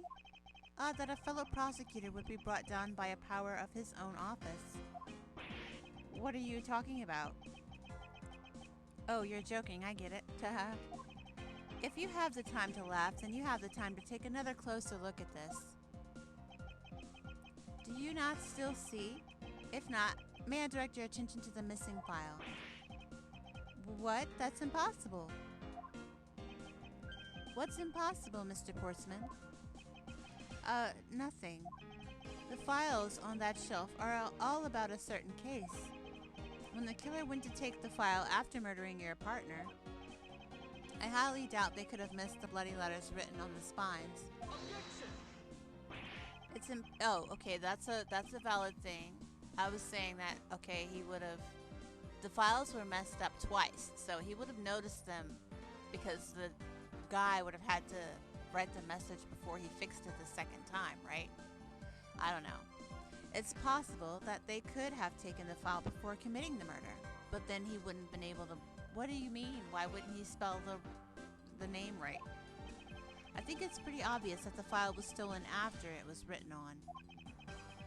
The missing letters in the detective's name, where the file should be, is proof. Yeah, I mean, the S is gone, and there's only half an H. If Detective Gumshoe really was the culprit of this case, I highly doubt that even he could overlook his own name written in blood on the files. Especially as a detective who can't stand the sight of blood. Which means what exactly? What does that make this dying message? It means the killer put it on there. It makes it the work of a criminal intent on tampering with the crime scene. That's so low. I can't believe the criminal tried to pin this whole thing on me, sir. I'm gonna get him, sir. You'll see. I'm gonna have them under arrest in no time. Well, Mr. Portsman? Brilliant. Absolutely splendid. Logic deserving of Olympic gold. This is such a change from the first part, where I was just failing over and over again. I appreciate the praise, but it doesn't change the fact that your reasoning is flawed. Meh, you win some and you lose some. That's how life goes. Glad everyone's so cheery, even though I feel more dead than alive. But you know, it really is a shame. I really didn't want to have to bring this up, however. What is it? What is it this time? Are you still after me, pal? Humor me for a second. Who has the key to this office? I know, Gumshoe. That would be me. But Mr. Edgeworth just proved that I'm innocent, pal. Did he just transform? What? That's absolutely right, and I acknowledge your innocence. Thank you. Then why do I have a sense that you still have something to say? What are you doing? Is this a fashion show? Well, I was thinking, did you know there is one other person with a key to this office? Who's that? One other person? Hey, you there. Who's that? Yes, sir. What is it, sir? Would you kindly fetch and escort that lovely young lady here for me? What lady? A lady? The girl is a member of this building's security. Think of her as a material witness. Security? Did you say security? No, stop it, pal. Don't. What's wrong with him all of a sudden? Who is she? I believe she needs no introduction. I have called upon Miss Maggie Burt. Really? Wow, she's come a long way. A member of security. Detective Gumshoe, sir? Maggie. Oh, this is gonna hurt if she tries to pin it on him. Miss Bird is the security guard on watch tonight. I see, and your point is? My point is that she could very well have used it. Oh, not again! This is like the third time she's been accused of murder. Nobody in this game can catch a break. And by it, I mean the master key, which can open all the office doors in this building. What? If you are not the guilty party, Detective Gumshoe, then the only other person with access to this room is Miss Bird. How dare you? I would never sneak into someone's room. That's right, I refuse to believe that Maggie's the culprit, pal. It was me, that's right. Oh, see, this is a trap. He knew he likes Maggie, so he's like, I'm gonna pin it on Maggie, and then he'll try to protect her. Don't say it. Can we take that as a confession, Detective? No, we cannot. Shut up. He was coerced. Well, it wasn't really me, but it definitely wasn't Maggie, pal. So yeah, it was me. If it was, you'd have no problems with that, right? Please refrain from flying off the handle, Detective. There's no need for such theatrics. Listen to your boss, Detective. He understands what I'm saying here. That girl is the only one who could have committed the crime, and for one simple reason. Reason for suspicion? Oh, this is a separate thing. This is how we're doing it. Okay. It's pretty obvious that Miss Bird snuck into your room using the master key. I mean, if Detective Gumshoe isn't the one who opened the door, then that leaves only Miss Bird as our prime suspect. On top of which, she knows our good detective, doesn't she? Making it all the more probable that she was the one who faked the dying message. So you're saying she used the master key. Okay, master key jotted down in my organizer. Incredibly incriminating evidence, wouldn't you say? That's what you claimed about the evidence earlier as well. That was then, this is now. The flow of a good match always changes during a rally. It's all about your reflexes and reaction time, especially for an athlete like me. I wonder if there was anyone else other than Miss Bird who could have used the master key. Is she the only security guard in this building, ever? It seems that the only way to get Mr. Portman to give me more details is to press him. Alright, rebuttal. It's pretty obvious that Miss Bird snuck into your room using the master key. Are you sure Miss Bird is the only member of security who could have used the master key? There's only one person on staff at this time of night, and tonight she's it. Isn't that right, Miss Bird? That's, true, but I wasn't able to use the master key at the time of the crime, sir. Wasn't able to? What's that supposed to mean? Yes, moving on. I'd hate to get sidetracked by something unrelated. What do you mean, unrelated? I want to hear what she has to say, pal. But you can't really trust her not to tell lies. Plus, I hate wasting time. You're a waste of time. You just waltzed up in here. Yeah, we're going to ask for more details. Not so fast. I, too, am interested in hearing what Miss Bird has to say. Didn't I just say it'd be a waste of time? We don't need to hear her lies. We don't know she's lying until we hear her. I'll be the judge of that. Miss Bird, if you please. I discovered that the master key was missing at around 1 a.m., sir. What do you mean by missing? As in, it wasn't anywhere in the security booth, sir. The killer must have stolen it. Mr. Postman, I believe, or Mr. Postman. Oh, yes, wait a minute, Mr. Postman. I believe this to be an important piece of testimony, don't you? Sigh, I can't believe that someone like you would be taken in by such words. I'm not lying, sir. Objection! If that's the case, then I'd like to know why you have the master key now. Because the killer put it back. I don't quite know. It just reappeared all of a sudden, sir. The real crime here is that she's terrible at her job. But we're not going to talk about that just yet.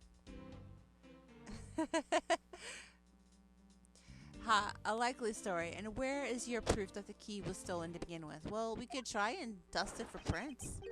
I bet you just forgot where you put it and then found it again. I never lose things. I can practically guarantee that. With me, if something disappears, it's usually because someone stole it. Yeah, pal, trust me. You don't want to test just how bad her luck is. Unfortunately, I can't deem this piece of testimony as conclusive. Glad you agree, Mr. Edgeworth. But you still haven't established Maggie's motive for breaking into Mr. Edgeworth's office. Her motive? Didn't we already establish that it was theft? No, we didn't. You said it wasn't a theft at first. I mean, the culprit clearly went through the bookshelves and at least tried the safe. It's as Mr. Portsman says, Detective.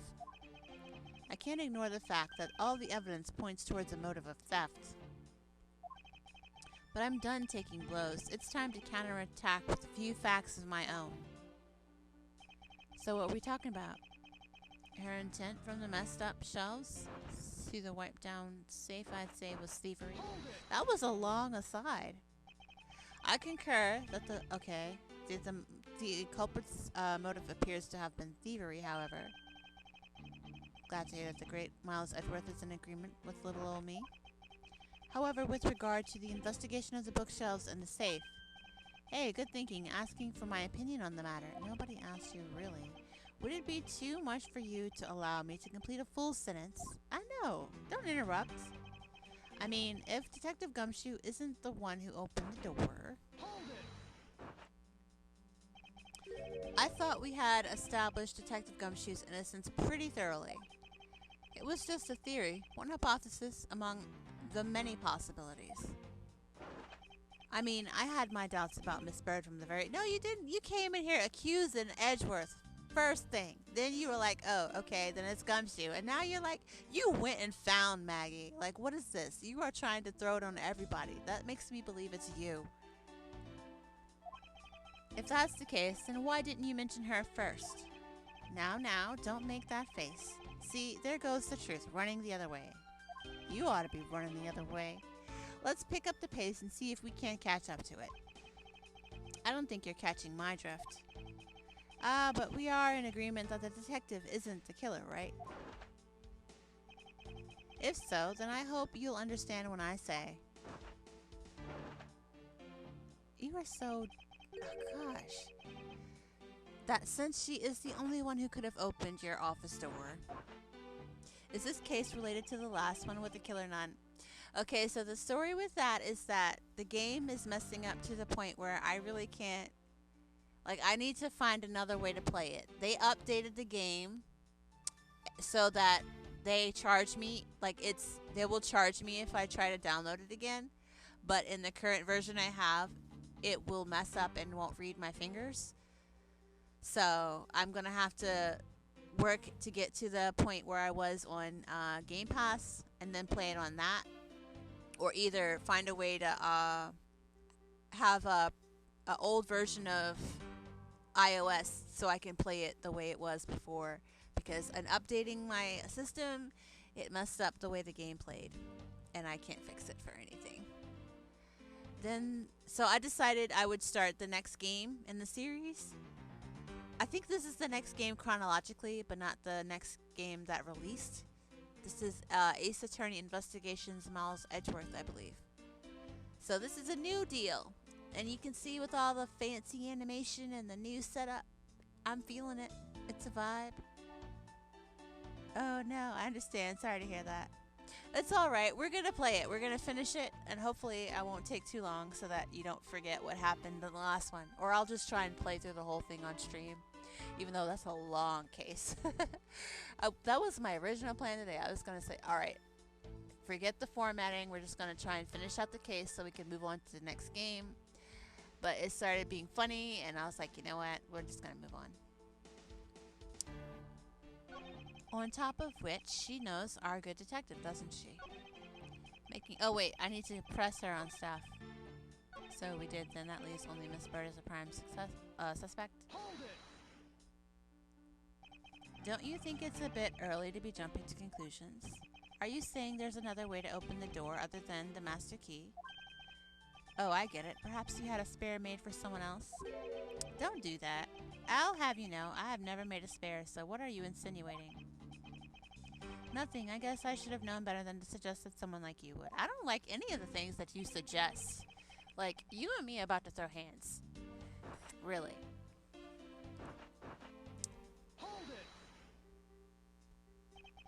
it! Is there anyone in this district who hasn't at least heard of Detective Gumshoe?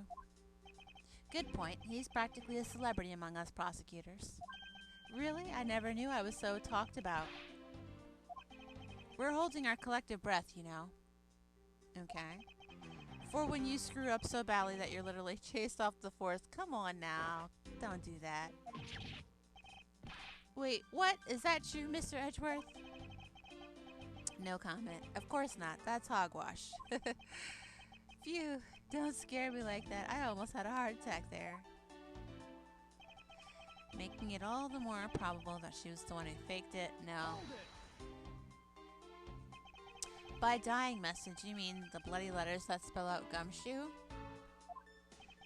I figure that whoever wrote his name must have wanted to frame him. Facts. And just the act of choosing his name is proof enough the two knew each other. Well, Mr. Edgeworth, what are you waiting for? Hurry up and present some evidence. I gotta hear everything he says. I would love to. But first we should listen a bit more and digest what he's saying. And press him for more information.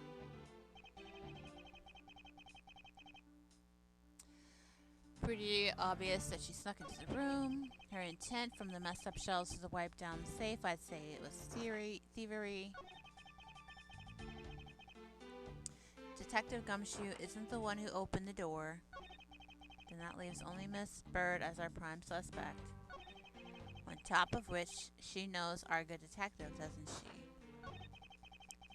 Making it all the more probable that she was the one who faked the dying message. I just don't think that's it. So maybe I have to present something in regards to the key? Because she would have had to shoot him.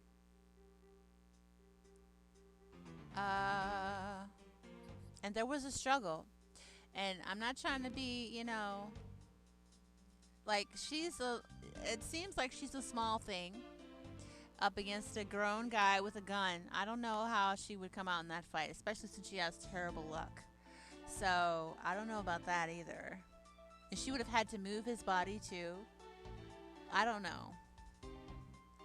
Why would she fake the message? That would mean she'd have blood on her hands, right? And there would be blood on the key? I don't know. Can we use this again? We're going to lose points either way. That's what's going to happen. So we figure it out. Nope, that's not the right answer.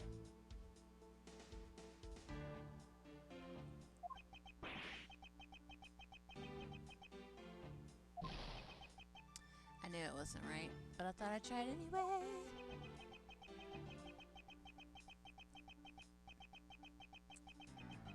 So wait, this is how I look at my evidence. I was gonna say it doesn't have the evidence button anymore. Let's check it. Oh, we can turn it around and look closer. What's on here? Is there anything of value? Let's examine it. Master key to every office in the building. Nothing here so far. I don't see anything that's kind of valid.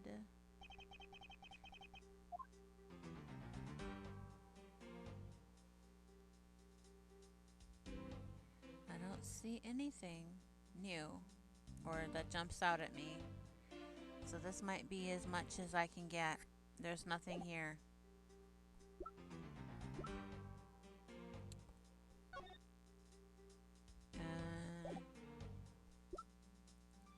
Weapons discovered in my office. We checked that.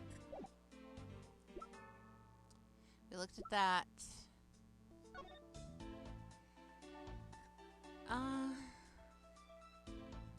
Yeah, I don't know where the lie is. Okay, so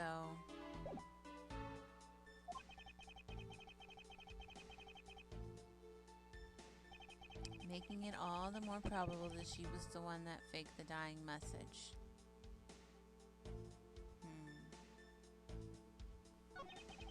Tark! Oh my god, Tark! I can't believe it! Hi, how's it going? Welcome everybody! Holy crap! Joe Mama, a better lawyer. Let me give you a shout out. I am currently trying to figure out how to make this guy look stupid because he's accusing somebody who, to be fair, has been accused of murder like twice before. But we acquitted her. She's fine. She's not a murderer. Shout out to Tark. Shout out, shout out, shout out. Hold on. I gotta spell it right first because it's important to spell things right. Welcome in, everybody. Welcome in. We are playing Ace Attorney Investigations with Miles Edgeworth. We are a prosecuting attorney that just witnessed, well, we didn't witness the whole murder, but the guy had a gun to us. He shot at the wall and ran out when it was dark. So, we didn't see the guy, but I'm pretty sure it's the person standing in front of me. Like, he's very sus. I just need to prove it. Good game. But you are. I saw you do it. How you doing, Sunshine? Your friend came in earlier? Yay! It's Curly D. Curly D. Awesome. I told him to tell you that I sent him. Spreading the word about Tark because he's awesome. Welcome in, everybody. I don't know if anybody... Well, we're going to look at the evidence and hope for the best. So far, we have apparently the killer... Well, yeah, the killer must have written the name of the person they were trying to frame on the files.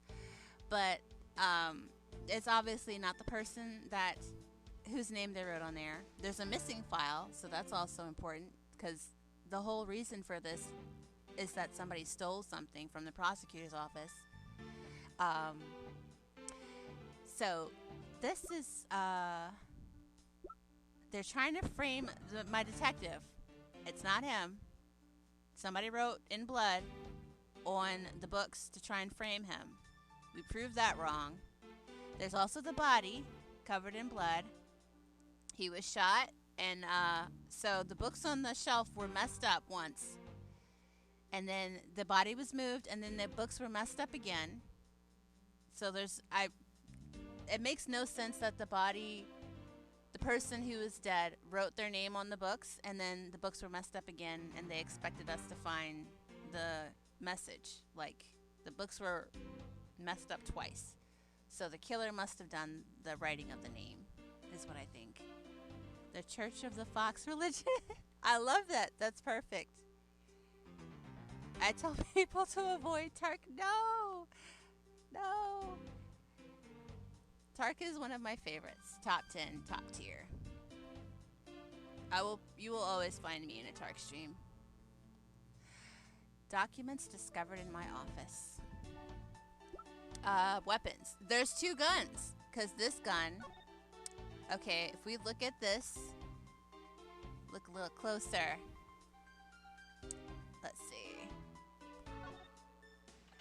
There's only 1 round missing, but there was 2 shots fired. True, homie. And you let me catch Mons. But what? It looks like 1 round was fired from this, but there's also, so the killer killed the Vic with 1 shot after wresting the gun from him, which doesn't make sense. There's 2 shots fired. There's only 1 round missing, but there's 2 shots fired because he also shot into the wall. Okay. And also, they got to my safe. They wiped the fingerprints off the safe, which I don't know why that's relevant yet. They were looking for something. So yeah, that's all the evidence we have. Oh, and the person that's currently being accused of the crime has a master key. I don't know. But we gotta figure out how to make this guy look bad. I guess I think we did this before, but we'll do it again. Mr. Portsman, there is a large flaw in your logic. Nope, this is the wrong one. We're gonna lose points. We lost points, no! Horrible. Okay, let's try again. The truth will slowly slip away. I messed up before, and they were like, the truth is lost for eternity. And I feel like that was melodramatic. Like, just give me another chance. I can figure it out. What are you waiting for? Hurry up and present some evidence. I would love to. But first we should listen a bit more and digest what he's saying. Press him for more information. Alright, so it's pretty obvious that she snuck into your room using the master key. How can we prove that wrong? No, I don't think we can't prove that the master key, unless we can use the testimony she said earlier, which is somebody stole the key. Let's present the key. It was stolen. Okay, so let's present that. I must object to your line of logic. No? He's doing twirls and stuff. It's real. Well, stay cool. Stay cool. How did it come to this? Calm down, Miles. Listen carefully and think everything through a bit more rationally. Okay, it's pretty obvious that, nope. Her intent from the messed up shells to the wiped down safe, I'd say thievery. I can't prove that she wasn't trying to... Well, wait, if she had the master key, I don't know. That means she had access to my room all the time at any time. So that's my kind of line of thinking here. If she has access to my room, she wouldn't have to steal. Well, I mean, I don't know. Nope, that didn't work. Okay. Alright.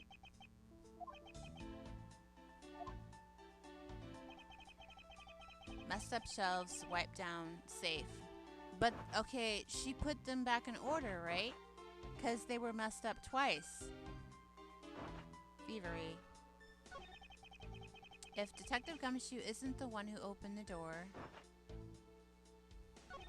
then that leaves only Miss Bird as our prime suspect. Hold it. It's not... Okay, we did that before. I get it. Perhaps you had a spare made for someone else. I did not make a spare key.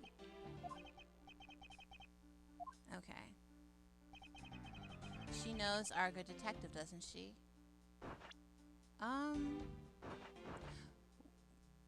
Okay.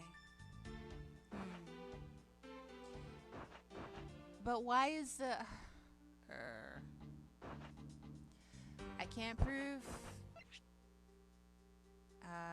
okay, I'll present that again. Nope, that's not it.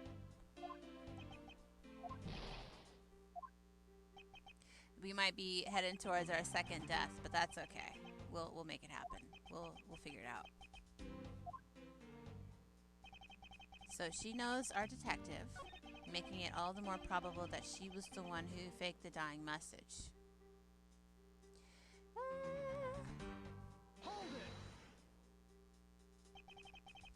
You mean the bloody letters that spell out Gumshoe?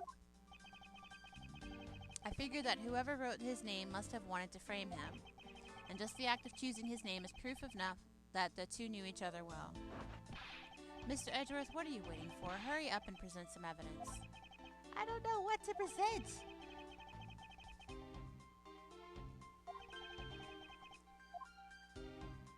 What is the flaw? What is the mess up? Why? She wouldn't have to sneak in if she had the master key. She's security. Confusion. If, okay. Prime suspect. 5 minutes ago, Gumshoe was the prime suspect. So only knowing the suspect is good enough to get somebody framed here. Making all the more probable that she was the one who faked the dying message. Is the message upside down? Wait a minute. Yeah, it's written upside down. That's kind of weird. Why is it written upside down? Is that a thing? Did I do this before? Crap.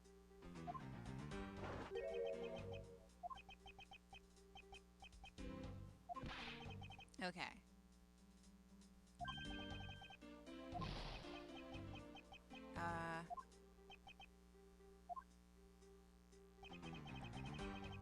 She was the one who faked the dying message.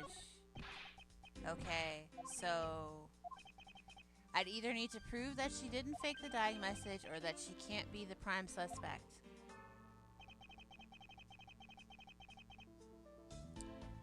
She snuck into your room using the master key. Her intent, from the messed up shelves to the wiped down safe, I'd say thievery. I don't... But what's her motive for killing the detective? Let me present the body. Nope.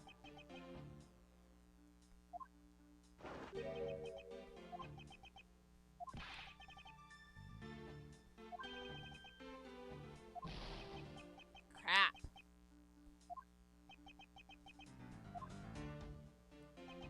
Her intent, from the messed up shelves to the wiped down safe, I'd say thievery. Okay, let me present the safe because, according to Edgeworth, the safe was empty. So, maybe? Did I get it? Ha-ha! Yes! Ha-ha! Do you wish to continue insisting that Miss Bird was set on stealing something? Why not? It's the truth, after all. It was also by your logic that we came to the whole thievery conclusion anyway.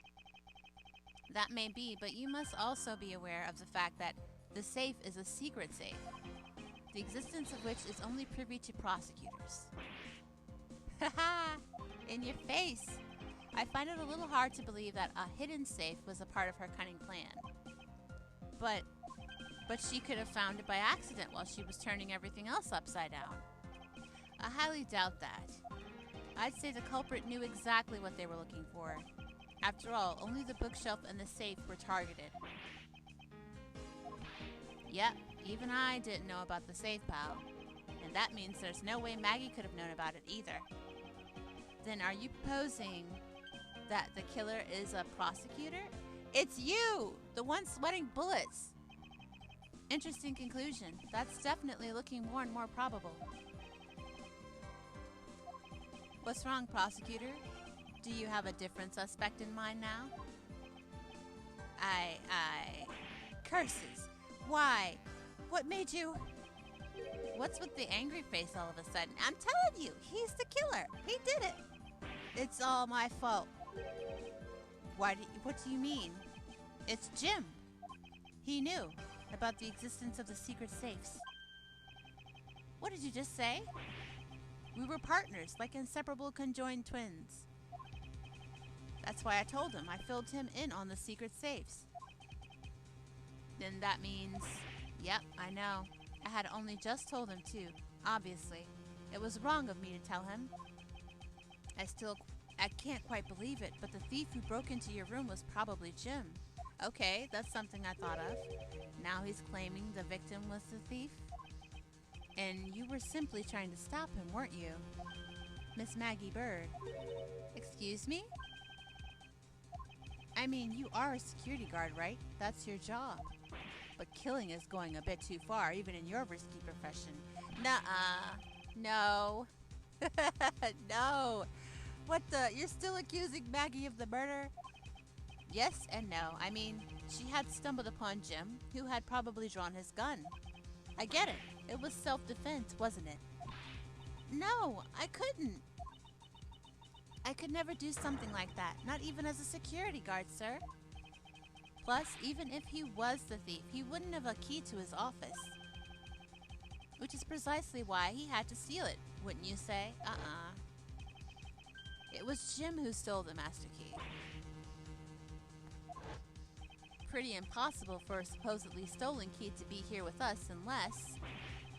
Well, unless you retrieved it from Jim after you killed him. Mr. Portsman, are you honestly accusing your own partner of being a thief? I don't want to admit it, but it's the only way for everything else to make sense. Or we could just go ahead and cut the bullshit and say you're the killer. Has he no honor? Now then, I think we're done here. The investigation waits for no man. Would you people be so kind as to see yourselves out? How are you going to tell me to leave my own office? What you mean? You can't kick us out. This is Mr. Edgeworth's office.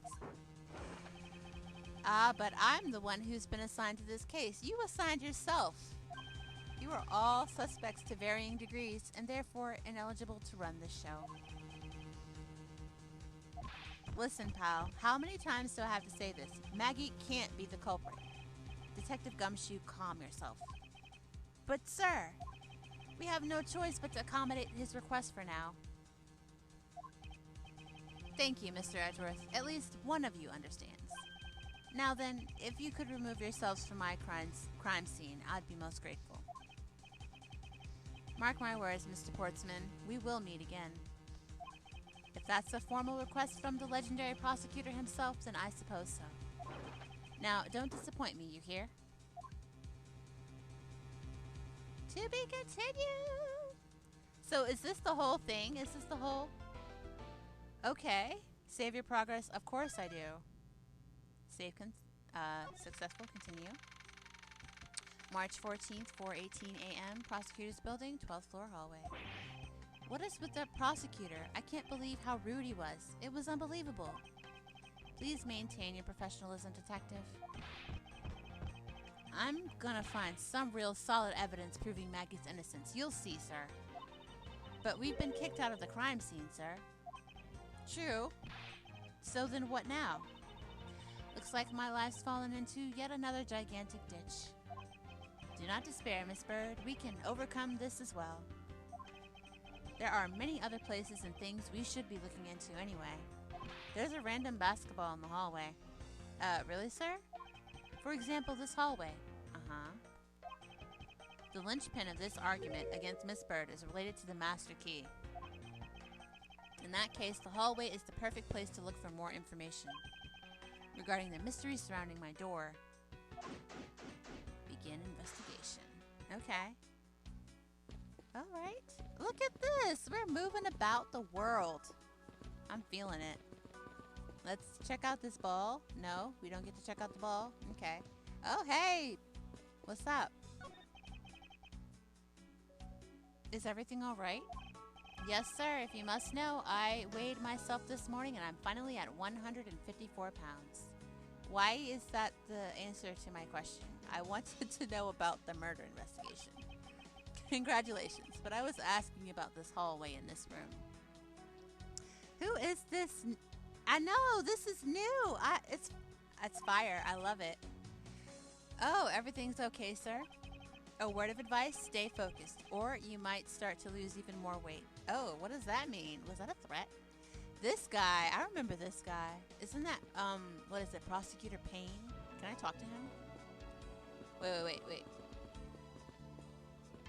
That I can talk to him. Oh, wait a minute. Oh, we're gonna talk to him, but first, looks like you're in quite the pinch, Mr. Edgeworth. To be sure, a murder within the walls of the prosecutor's office is no trifling matter. We must find, apprehend, and punish the killer accordingly, post-haste. Sounds like a messy case you've got on your hands. If you ever feel lost or need some advice, my door is always open. How gracious. I will keep your offer in mind. Who is this guy again? But why is there a whole basketball court in the hall? Like, why? This is really out of place here. Can I go into other rooms? I can talk to him. And threaten him.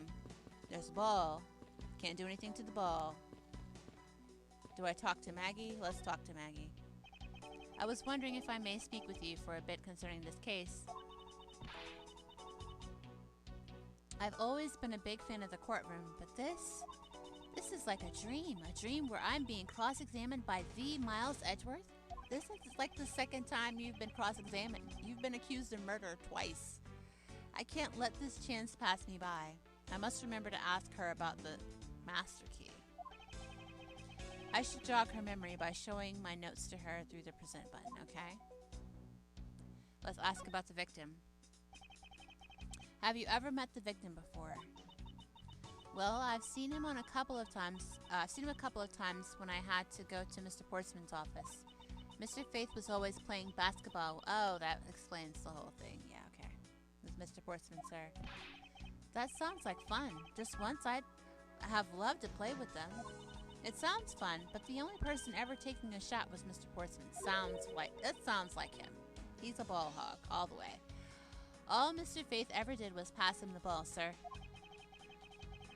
On second thought, I don't think I'd have fit in all that well with them. Miss Maggie Bird, correct? I take it that you are an acquaintance of the detective? She was under my supervision back then when she was still in the force, sir. One day she got caught up in a murder and things started going downhill, so she quit. But I owe a lot to Detective Gumshoe for introducing me to my current employer. Or so I thought until a few hours ago. Right before I was about to clock out for the night, you got caught up in this whirlwind of a case, correct? Don't worry, my whole life has been nothing but a whirlwind of bad luck and failures. Since I was 6 months old, I fell from the 9th floor of my apartment building. Goodness! I've been hit by all sorts of vehicles, gotten sick from all sorts of foods, failed at almost every test I've taken, experienced almost every kind of disaster. And now I even managed to be named a criminal just when I've become a security guard. That's a lot to go through in one lifetime. I know! And just when I thought I had finally found my happiness, I wind up getting you and Detective Gumshoe involved in my bad luck. You don't need to worry about me, Miss Bird, nor do you need to worry about yourself. I will solve this case and prove your innocence. All I ask in return is for your cooperation. Yes, sir, Mr. Edgeworth, you can count on me. I'll do all I can to help. All right, cool beans. So now we present the master key. So when did you discover that the master key was missing? By the time I realized it, I think it was around 1 a.m., sir. And I noticed it was back at around 2:30 a.m. It was just sitting there on the ledge where the security room's reception window is. But I'm sure that between those two times, it was not just gone, but stolen, sir. Why is such an important key stored in such an insecure place? It's not like that, sir. We always keep the key further inside the room, away from the window. Always, you say? Except for this time, correct? Well, I admit that was a bit careless, but I had my reasons. I left it out because I was sort of using it at the time. It was after I had used it that I left it sitting out on the ledge. She used the master key? Okay. Is there anything else I could present to her? Let's go ahead and present the files. I'm just a lowly security guard, sir. So, I'm not sure what I should do with that other than to guard it. Okay. Alright, so she doesn't know about that. The gun. Probably doesn't know. Yeah, she doesn't know about the gun either.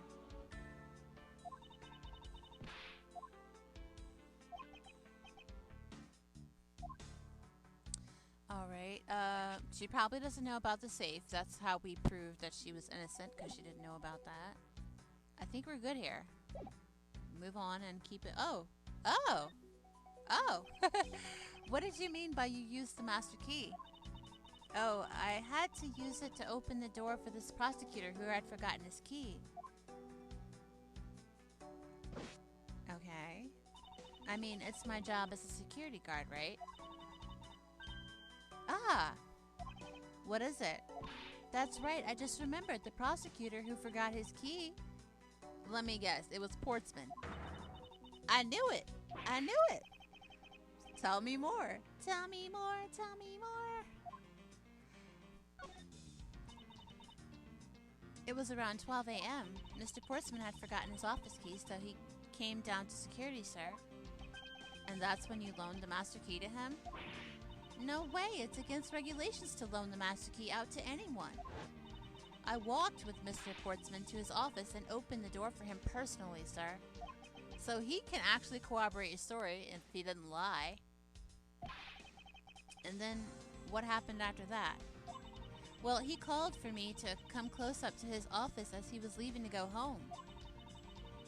That was around 1:30 a.m., I think. So in summary, for the sake of one forgetful prosecutor, you used the master key twice tonight. Okay. Talk about suspicious. I doubt you can say that you've never left your keys at home, Detective. I think this calls for a thorough examination of Mr. Portsman's door. Okay, alright, so let's go examine his door. I assume it's the one right next to the basketball stuff.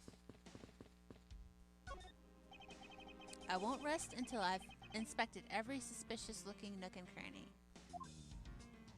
Well, the best place to start, I guess, would be the doorknob. This door is locked tight. I bet the old credit card trick wouldn't work here, huh, Mr. Edgeworth? This is the office of a high prosecutor, Detective. These doors would be pretty ineffective if the average cat burglar could get through them. Aha! So I guess only a great cat burglar could get in. That must be who our culprit is. Might I advise you to return that conclusion to whatever pawn shop you bought it from? Okay. So I guess the number might be relevant? This is Mr. Portsman's office. You can't mistake it because of that basketball hoop, sir.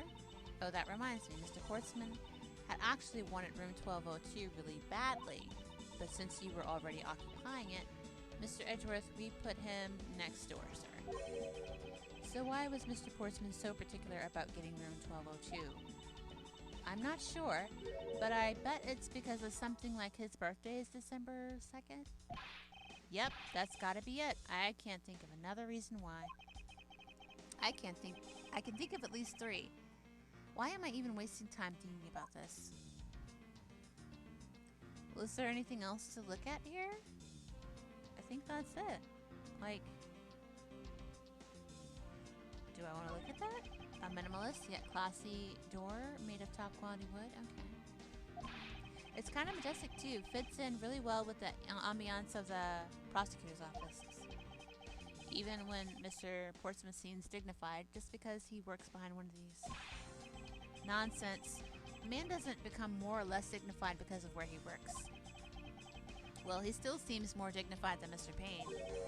Mr. Payne? I suppose custodial work can also be dignified. What are we talking about here? What are we doing? I don't know if there's anything else to look at. I mean, there's a doorknob. We looked at it. We learned nothing. So, we out. What do we do now? What are we supposed to be finding? Why do they want us to look at the door? I can't go any further up here. Oh, whoa, whoa, whoa, whoa, whoa, whoa. What's this? I won't rest until yeah, we got that. But what's this? That's the missing file. Isn't that the missing O series file, sir? No doubt about it. The bloody letters mark it clear as day.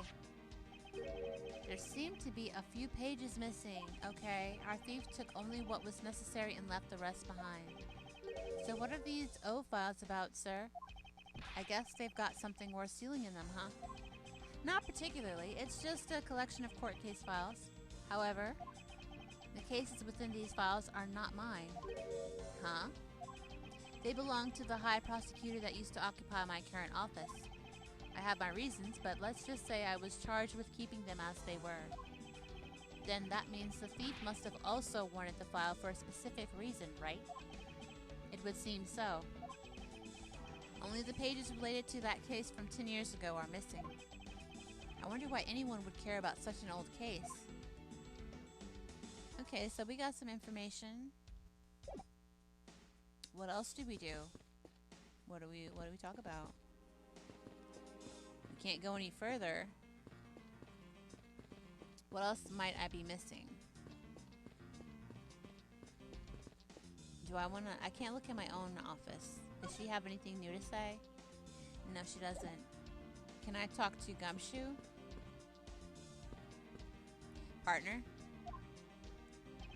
Yes, sir. Aha! Detective Gumshoe, you look rather intrigued by something. Care to share? Nothing, but I noticed that Mr. Portsman calls his partner Jim. And the detective in the Sunday night drama All My Cops is named Jim too. Wait a minute, are you derailing the train of thought here? I bet one of them is a big fan of that show. You seem to know a little something about it yourself. I take it you watch it too? Of course, the tight bond of friendship between prosecutor and detective is great, sir. But it's nothing compared to the super strong friendship we have. What are we talking about? Friendship, detective? I think you're mistaking it with pity. Oh no! That was terrible. How can you say that, sir? After all we've been through. Talking to witnesses. About Miss Bird. No way she's the killer. Please don't tell me you buy into that accusation, sir. Rest assured, I think she's innocent. However, I need to ask her a few things regarding her security guard position. Well, if you're only asking, that's okay. Just stand next to her and then touch the top. We did this. Are you going to be helpful? Okay.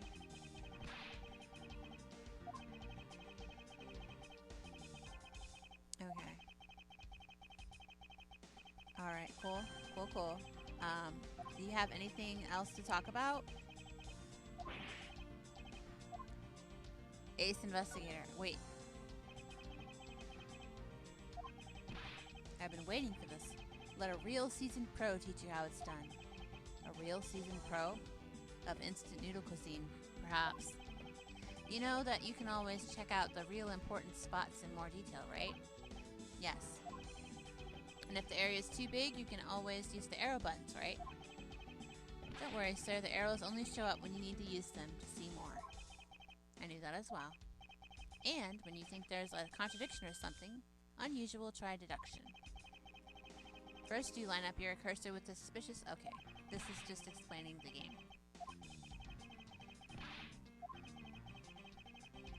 So Gumshoe is just here to tell me stuff I already knew. Understood. Yeah, right. Okay, so we're out of here. Let's look up logic. Can we connect some stuff? The file's disarray. Master key was stolen. Use the master key.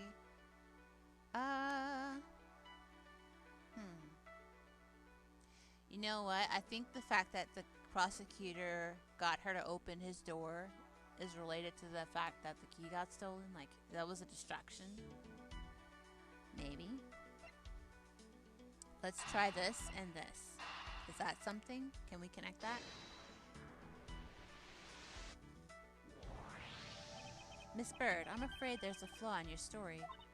What? No way, pal. I mean, sir. You said that you locked up Mr. Portsman's office at around 1:30 a.m., correct? However, the master key had already been stolen at that time. Oh, I didn't even catch that. Nothing gets by you, Mr. Edgeworth. You saw that contradiction like a pro. I had totally forgot all about that, but thanks to you, I remember it now. You're right. It was around that very time that I realized the master key was missing. And, well, I'm a security guard, sir. I couldn't just admit to losing the master key, could I? So I pretended to lock up his room, sir. Oh, you pretended. Hold up! Double raid? Holy crap! Welcome to stream, Retro! Let me shout you out! That's so awesome! I hope you're doing amazing. What were you playing? Oh my god, I forgot to ask Sark what he was playing too. Retrospective! Hold on, let me get that shout out going. Shout out! I hope you are feeling amazing on this Saturday. Oh, it's retro perspective. I always mess it up. Retro perspective, not retrospective. Perspective. Perspective.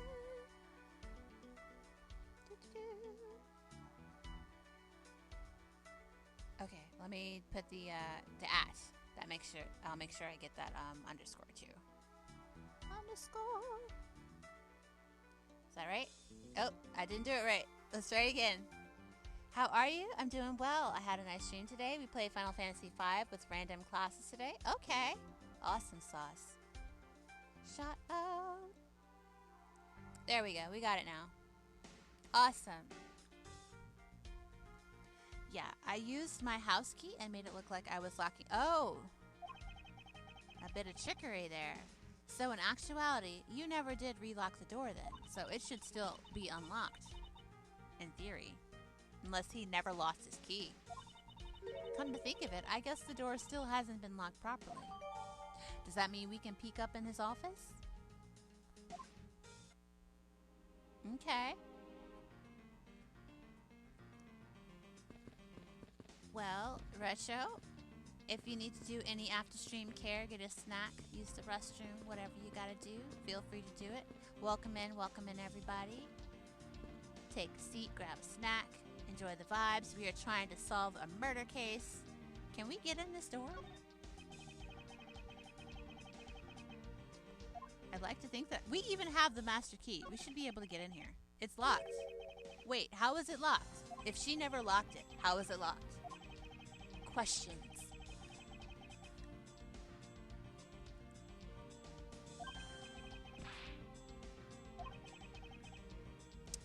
Doxy! Doxy, how are you? Welcome to stream. I miss you. Let me shout you out. I wonder if it's been enough time. Does Twitch still do that thing where they have like a cooldown for shoutouts? The unorthodox. Wait, if I hit the app button, it'll be fine. There we go. Yep, I have to wait 20 seconds. Alright, I gotta remember in 20 seconds to give Doxy a shout out. How are you feeling? How's life treating you? How is the weekend? Got any good games lately? What you getting into? Can I use the so can I deduce something?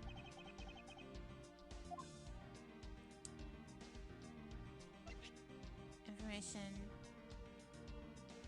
So that there's a contradiction here between reality and the evidence. I've been okay. Fortnite is fun right now. Anything free, I feel ya. How you been? I'm doing all right. I've been working, and trying to get through retail Christmas. Huh? You know you're right. Miss Bird, are you sure you didn't relock this door? I'm certain of it, sir. And I don't think Mr. Portsmouth noticed it himself that I hadn't.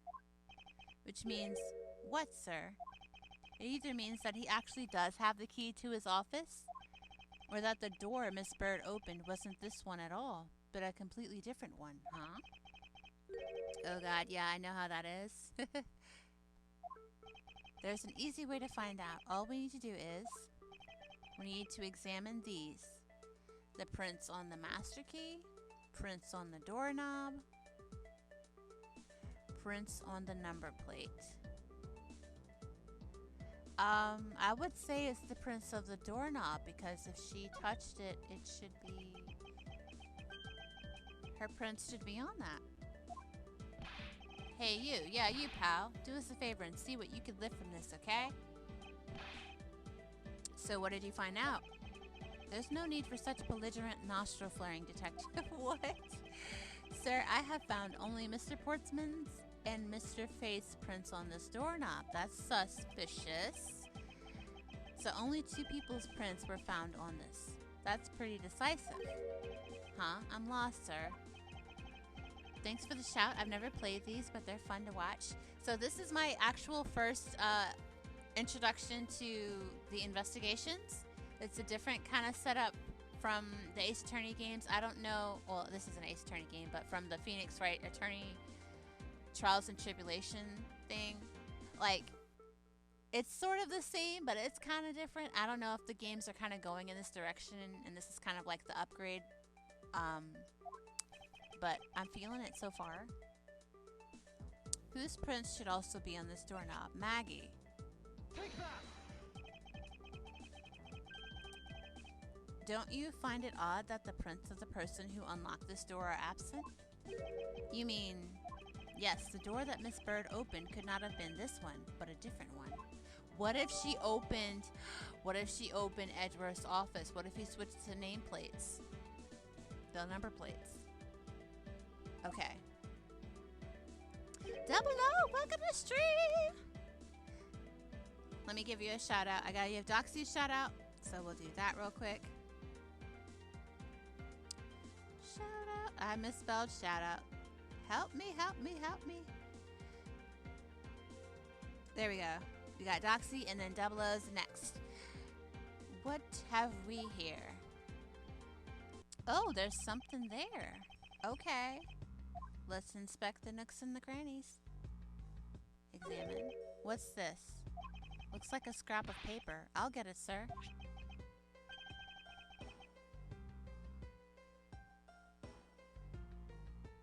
Let's see. Oh, there's something written on it. I brought the 3 pieces of evidence by, just like we talked about on the phone, but it looks like you're out. Guess I'll catch up to you later, buddy. So maybe he was the thief. Yeah, and it's for Mr. Portsman. Okay, so we have some more evidence. They've given us an arrow now. So let's look at here, because I have a feeling they switched the number plate. What's good, homie? Hope life is good to you. It's been okay. Busy, how you been? Room 1203. I take it that this is... Okay, we did this already. Okay. So they're not going to say anything about the number plate being switched at this point.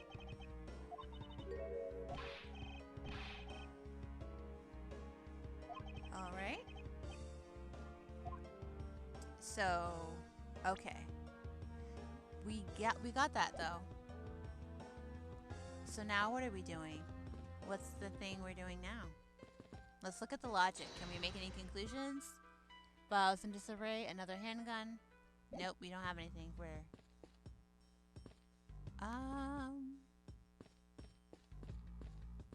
So we could sort of make a thing with the fact that the files are missing and that he said that he gave 3 pieces of evidence to Portsmouth.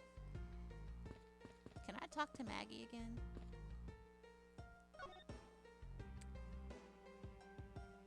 What can I present to her? I don't think she would know about the note. Ellen, welcome to stream. How are you? All right. So I gotta give a shout out to Double O, and then I gotta give you a shout out, Ellen. I hope you're doing amazing. How's your weekend? Oh, the way that I forget how to do a shout out every time. This is terrible. Like, I start out putting the person's name instead of the command. It's a whole mess. Double O. Can't complain. Working my ass off after a 6-day staycation, so I need to get my money up for my next vacay. Feel that. I'm glad you took time to relax, though. Absolutely. it's very important for us to do our moments of self-care, our time of self-care. Take a break from the rat race. Let's see. So, she probably doesn't know about any of this stuff. So maybe not talk to her. Do I want to examine my own door? Can I? I cannot. Should I? Well, let's look at the evidence. See if we can examine some stuff. Okay, that's about all we can get from that. Documents, check. So he was out when this happened. Much needed. Let's see. There's still a basketball in the hallway, which somebody could trip over that. That's a safety violation of some kind. Do I want to talk to him? Oh, he's still talking about how he's lost weight, I guess. Which, great, but that's not relevant to the murder. Not relevant. I don't think I want to talk to him either. Well, wait. Nope, he's not helpful. So there must be something I still need to find out at the office. Wait. We already talked about this, so no, I don't need to go talk about the hoop again. Oh, wait, this is new. Wouldn't fit in the elevator, so the poor guy had to bring it up himself. Okay. Guess that's relevant-ish. So I'm supposed to inspect... Oh, wait a minute. The basketball hoop, it looks like it's been moved. Because there's a whole square. What are you looking at, sir? Oh, hey, how about a game? That's okay, detective. I just found the position of this hoop to be a little off. Hey, you're right, sir. I guess it shifted when someone made a seriously sweet No, that's not what happened. What if they moved the basketball hoop down to where my office was to make it look like it was Detective Portsman's? Prosecutor Portsman. The positioning of the hoop is definitely unnatural. I'd better take a note of this. Okay. So, what about the ball? Is this basketball property of Mr. Portsman? Yes, sir. He's always ready for a match. Basketball, soccer, dodgeball, tennis. It doesn't matter what sport it is. He's game. Although I think it'd be a little hard to play tennis with this ball. That isn't the point you should be focusing on, Detective. You're right, sir. Now I know what I should be focusing on. Bad Mr. Portsman. Someone should teach him to clean up his toys after he's done playing. Someone should teach him not to commit murder and blame it on everybody at the office. Okay. So, we know about the note. We know about the... What am I missing here?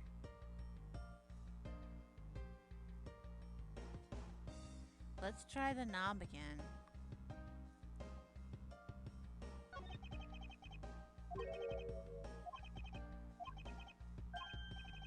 Okay, so no, not the knob. Let's back out. Okay. We'll pop over here. We can. Okay, so now we can look at the door. Let's look at our knob. My door, when I first got here, my door was unlocked. So that makes sense. Did you happen to ask if any prints were lifted from the doorknob? Oh, wait, why was the doorknob wiped clean? Yes, we did it! Woohoo! Poking around in this hallway has actually paid off quite handsomely. I think I know what happened, mostly. Huh? How so, sir? In a variety of different ways. I think it's time we had a little chat with the real culprit of this case. You know who the killer is? Well, Mr. Edgeworth, as long as my logic is sound, then yes. The The mastermind behind this murder is none other than Mr. Portsman. What? Mr. Portsman? I knew it. That's exactly what my logic senses were telling me too. Don't just try to piggyback on my findings. You didn't know. You didn't know. I suspected it was him from the instant he accused Maggie of being the killer, sir. That is anything but logical. Lady and gentlemen, prepare yourselves. Come what may, it's time to knock on Truth's door.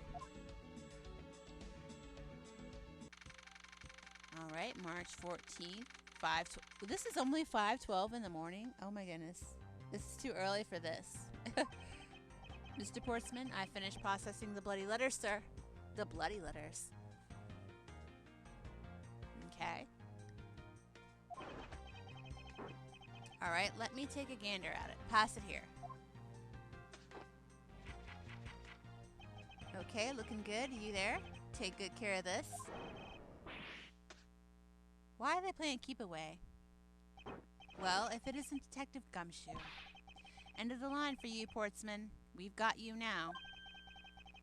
Call off your dog, Mr. Edgeworth. Is this some kind of joke? It's no joke. We know, Mr. Jacques Portsman, that you are the guilty party in this case. You must be pretty upset getting chased out of your own room. I'd be mad too. So I guess you can stay, if you promise to stay out of our way. Don't talk to me like that. You intend to hide your crime under the guise of a prosecutor doing his job. I can see right through the unsightly paper-thin mask you wear upon your cowl. Who'd have ever thought it would come to this? Actually, come to think of it, your mentor was Manfred von Karma, right? How did you know that? Well, of course it's probably common knowledge, but I think you have an ulterior motive. The legendary prosecutor who never lost a single case for 40 long years. But there was always this incessant chatter about forged evidence with that guy. Whee! Okay, I'm here. Well, welcome in, welcome in. I gotta give Ellen a shout out. Hold on, and then I gotta give Weo a shout out. Shout out! I'm gonna lurk while playing Ark. No worries, no worries. Do you think? Ellen. Alright. Really teaches me that I've got to stay on the lookout for false accusations, you know? Are you done trying to play mind games with me? Because they won't work. The only thing you should be using that mouth of yours for now is explaining yourself. Although that too will only dig your hole deeper. Either way, your game is up. Well, aren't we full of ourselves? Even though you have yet to prove anything.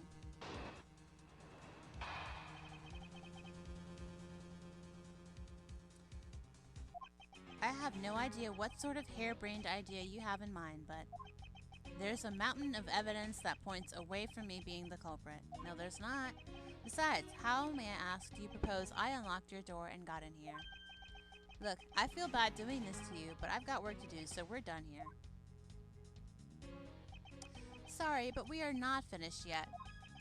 Boy, you're stubborn. I suppose you're basing your accusations on something? Absolutely, I've got a lot of evidence. I'll show you what I'm basing my accusation on, with evidence.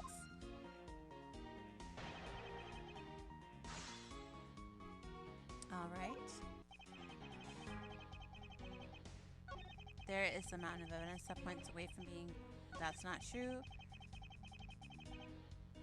Okay, so I know how you unlock the door.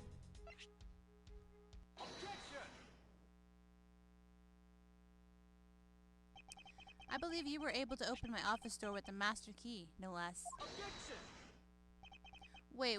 Hold on for a second. I never laid a finger on that key, as you already know. Precisely.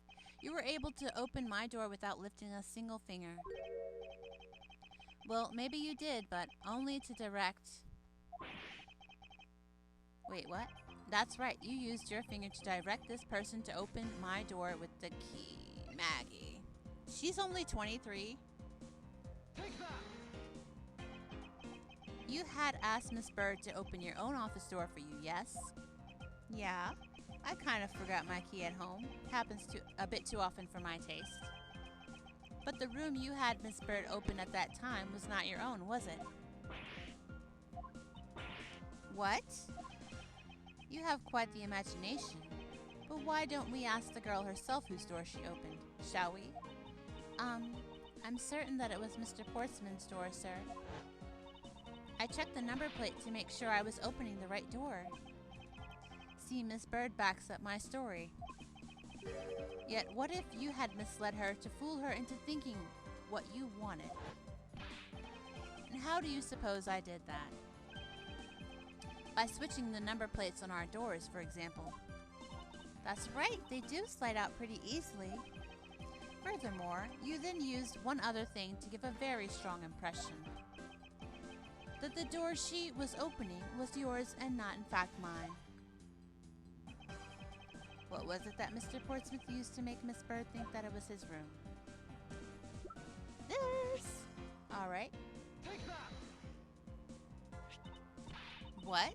The basketball hoop, sir? Let me go ahead and give Weo a shout out. Hopefully the cooldown has passed. Shout out! Weo! We did it! Yes! Alright. What? The basketball hoop, sir?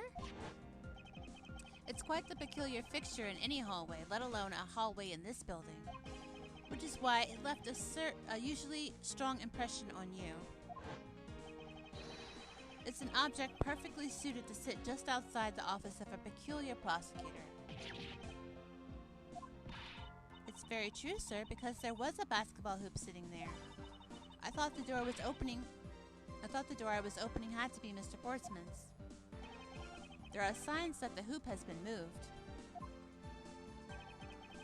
To sit it in front of my office, to be sure. I see. So that's how you throw suspicion on people. Thanks for the tip. But I think your conjecture is a little off the racetrack. What do you have to say?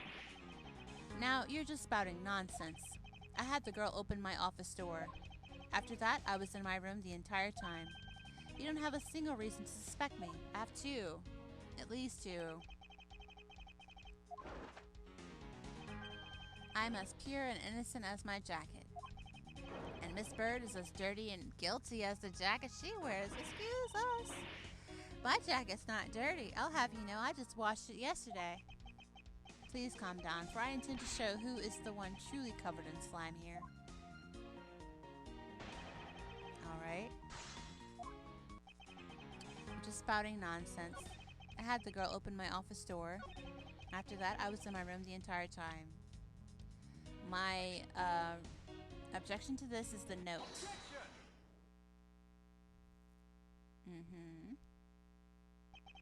That was a lie. What are you talking about? How was that a lie? This is a note that the victim left for you, Mr. Portsman. A note? It was left under your door. Or did you not notice? And right here it says, but you're out. You were not in your room when the victim came to call on you. So then, where were you and what were you doing? Give an alibi. Shall I explain it in full detail for you? You were busy snooping around in my room, the very room you had Miss Bird open for you. That's just nonsense. You have no evidence that I made the girl open your door for me. Oh, but I do. I have very decisive evidence. No way. This is proof positive that you had Miss Bird open the door for you. Oh goodness, what is the proof? The fact that the prints were wiped off? Maybe I will use this. Is that it?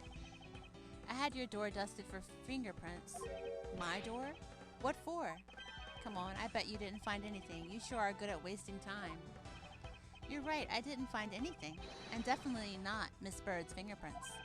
Her prints? What do they have to do with anything? Let's put it this way. If she really was the one who opened your door, then her prints should naturally be on the doorknob she touched. Furthermore, all of the prints on my office door have been wiped clean off. I can only assume it's because Miss Bird's fingerprints were on it. Don't you think it's time you gave up your charade? We know you stole into my office with the intent of stealing something from me. And Detective Faith found you out. possibly because he heard sounds coming from a room whose occupant was on leave. Mr. Portsman, you killed Mr. Faith to silence him. And I had the misfortune to return when I did, and you had to threaten me as you escaped. As I said, when you had the gun to my back, no one gets away with committing murder in my office. Get him! Is he gonna go crazy? What? Is he? He might be. And just what's so funny, pal?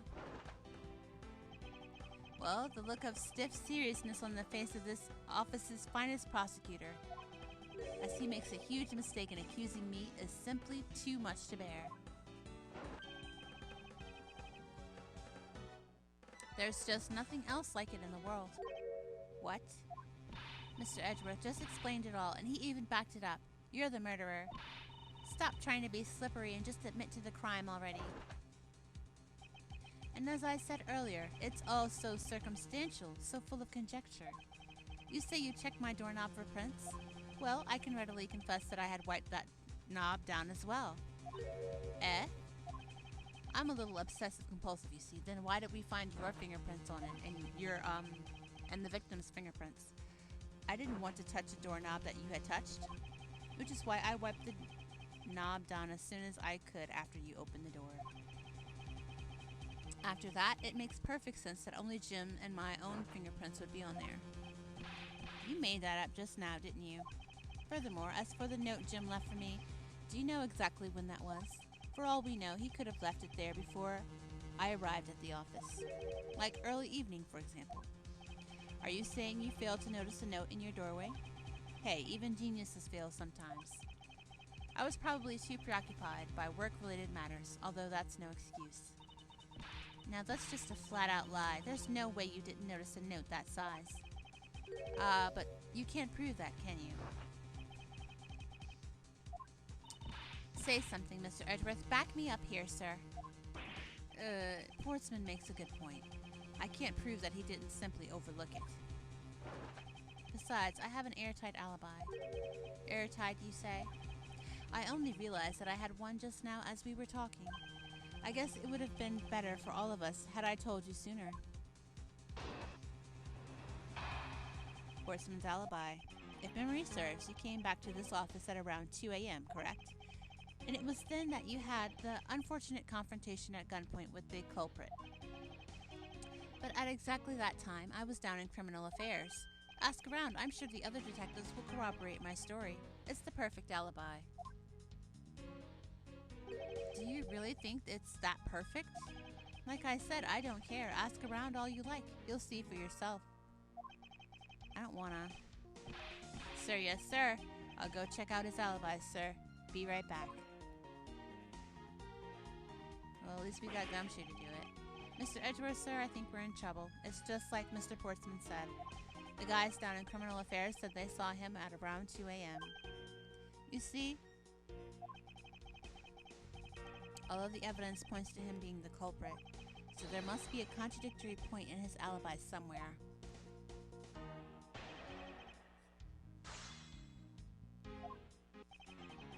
If memory serves, you came back to this office at around 2 a.m., correct? And it was then that you had the unfortunate confrontation at gunpoint with the culprit. But at exactly that time, I was down in criminal affairs. So ask around. I'm sure the other detectives will corroborate my story. It's the perfect alibi. But you, sir, yourself said that you had never left your room, right? Didn't you say that earlier?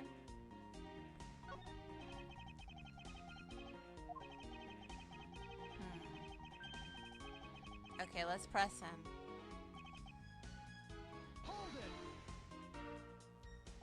You are correct. It was around 2 a.m. Are you sure? It's really important to me that you're spot on with the time. I remember checking my watch then, and make no mistake, it was 2. Ooh, giving testimony like a pro. Okay, so you came back to your office at 2.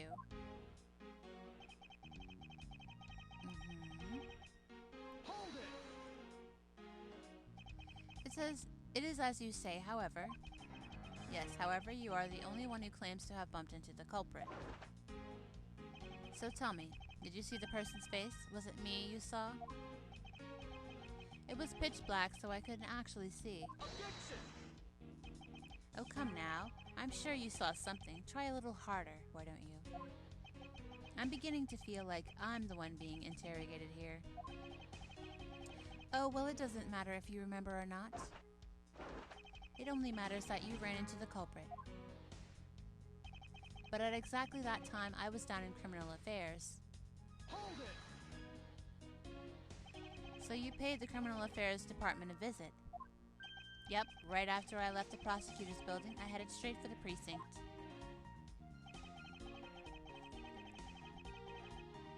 Press. Well, we did go and ask around to confirm your testimony. And it was just as I said, right? Yes, sir. A number of detectives said that they saw you at around that time. See, I have the perfect alibi. That's the ace I had up my sleeve. Impossible. He actually does have the perfect alibi. No! What's wrong? Why the sudden sullen look on your face? Can't you say anything back, Mr. Edgeworth? I think we've reached the end of the line and it's time to get off this crazy train. You there. Sir, please escort the young lady out, but remember, be gentle. Maggie. Detective Gumshoe. Is there nothing I can do? There must be a way to turn this situation around. If only I had a clue. Did I miss something that can help me cast doubt on his alibi?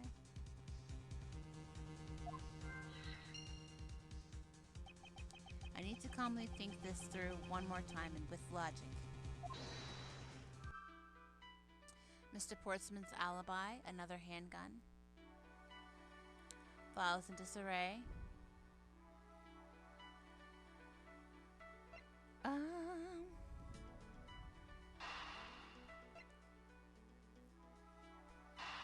Is that a thing I can do?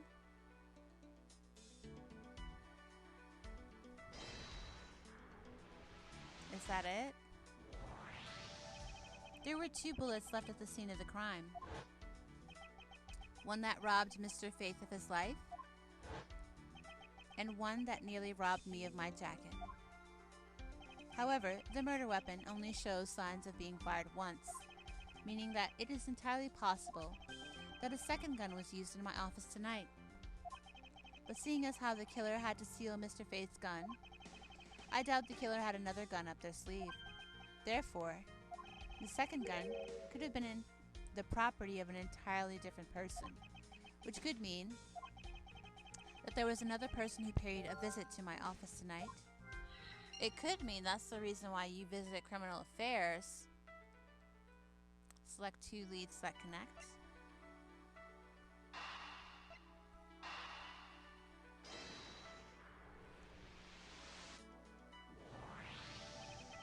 Supposing there was yet another visitor tonight, that would also resolve the issue of why my shelves were upended twice. Ooh. We know that the shelves were disturbed once before and once after the murder. So it shouldn't be much of a stretch to think that it was the work of 2 different people. Once by the person who stole the victim's gun and then killed him with it. And once again after the murder by our second culprit, who was the owner of the second gun. So you have an accomplice.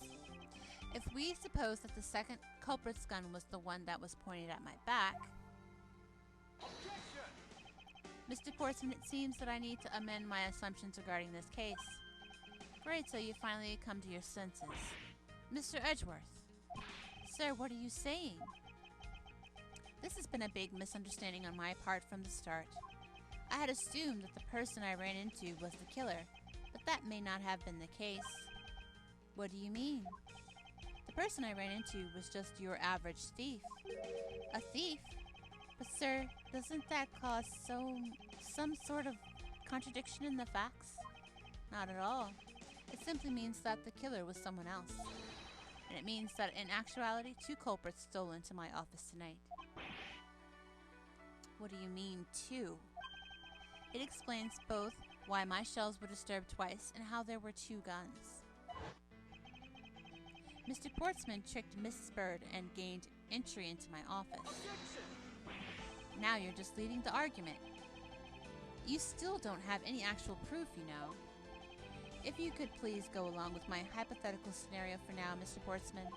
In the end, if you really are innocent, you should have nothing to worry about. Grr. Now then, returning to my scenario, Mr. Portsman was out to steal something from me, which is why he checked my secret safe and ransacked my shelves. This is the first time. So then, this would be when the files were put back in the wrong order, correct? Correct. And then, just when he was about to look somewhere else, who should walk in but his own partner, Mr. Faith? But why did Mr. Faith come into your room, sir? He probably had business with Mr. Postman, which is why he was in the area.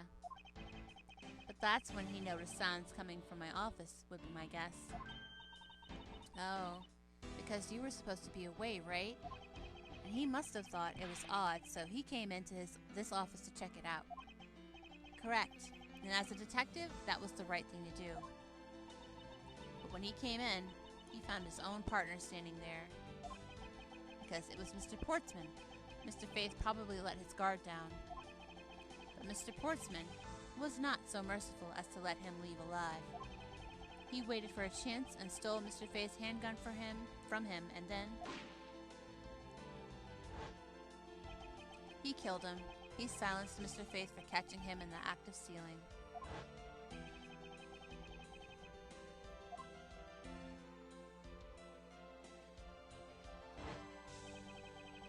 This was the moment in which the first shot was fired, the one that landed in my files. Following that, Mr. Portsmouth wiped the gun down and left it behind as he made his exit. He could afford to do that because he had also left the fake dying message behind. You're such a complicated troublemaker, you know that? Well, if things were as simple as that, then all would be solved. However, there was yet another visitor to my room, and this is where it gets complicated. There was another visitor, sir? Yes, and this other person's objective was also to steal something from me.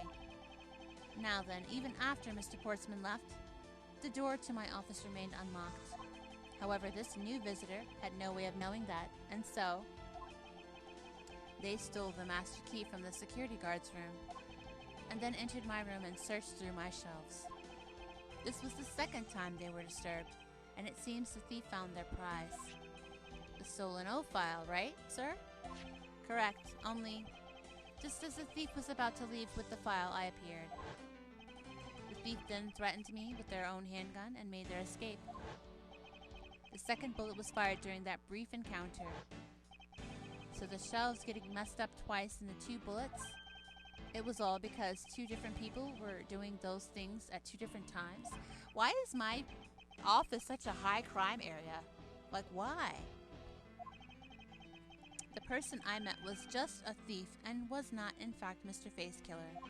Your alibi for the time frame in which I ran into the other person is now irrelevant, because we now know the murder took place during the first culprit's visit. What?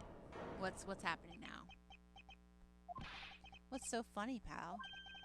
Absolutely splendid. Your scenario explains everything. Of course it does. It's Mr. Edgeworth, after all. But you know, it still doesn't change the fact that it's all circumstantial. Supposing if, and that's a big if, your theory is right. It would indeed render my alibi, which has withstood scrutiny, mind you, irrelevant. But there is still one defining point of your argument for which you have no evidence. Your supposition that I was the first visitor. Mr. Edgeworth, you can't let him get away with that, sir. But he has a point. I have absolutely no proof at this point.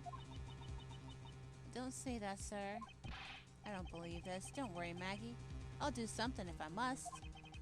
You know something? I find your attitude to be somewhat peculiar, Mr. Edgeworth. If the person you met really was just a plain old thief, then why is that person not your main suspect? That is, if your theory is correct. Okay, part 2. That thief you ran into should be your real suspect, wouldn't you say? We should be out there looking for that thief right now. They might still be nearby. I hate to repeat myself, but as I've already said, I was training in my room. And when Jim came to deliver some evidence to me, I was down at Criminal Affairs. So I can't be expected to know what happened at around here when I left. So you think we should be out there looking for the thief? Of course, now isn't the time to be wasting time on dead-end discussions. I don't think it's at all dead-ended. I find your alibi to be fascinating. Let's continue where we left off, shall we? I know he's lying. I know he was here at the scene of the crime. I just have to find a way to prove it. Okay, we're gonna have to press him some. Okay. Actually, no, I wouldn't. Why not?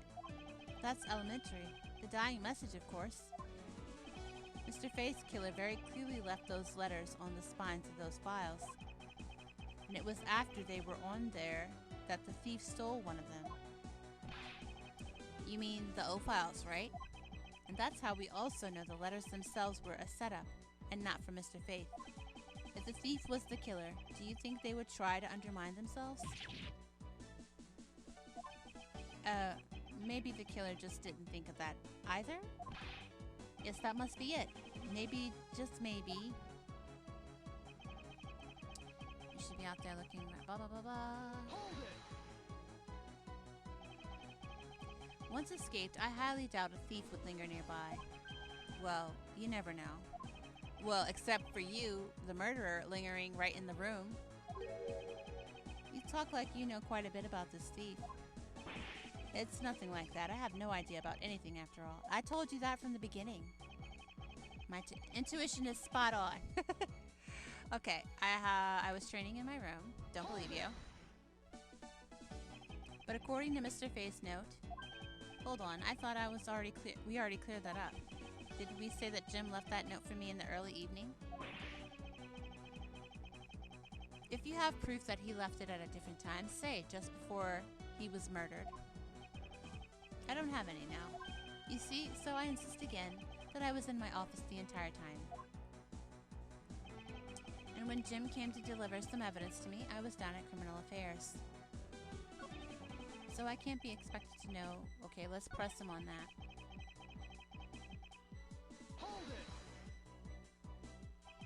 Why didn't you go there with Jim, Mr. Faith? That's because he said he was tired and was going to take a quick nap. That means you had to have met with him.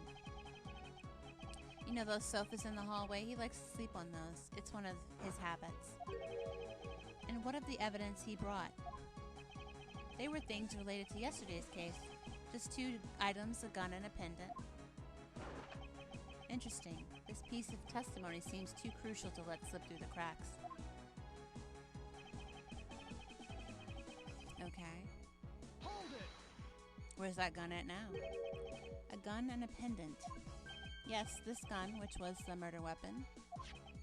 And this pendant, which belonged to the victim.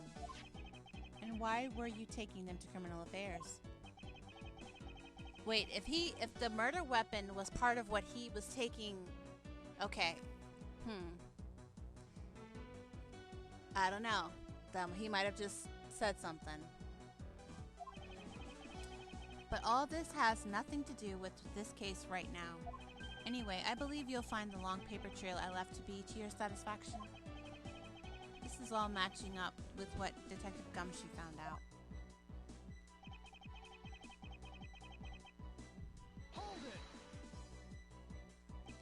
I can't expect you to know, can I? Nope.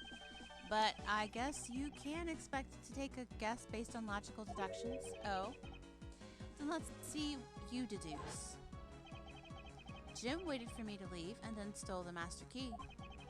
For the purpose of sneaking into your room, of course. And that's when Miss Bird caught him red-handed. And the murder occurred. No, we already ruled her out. I just have to find a way to prove it. Wouldn't you say? But so I've already said I was in my I was training in my room. Can I present his doorknob because it was locked?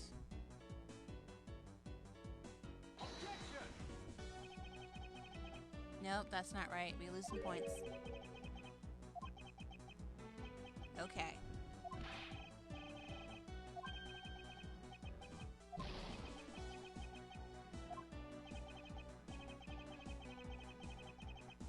Okay.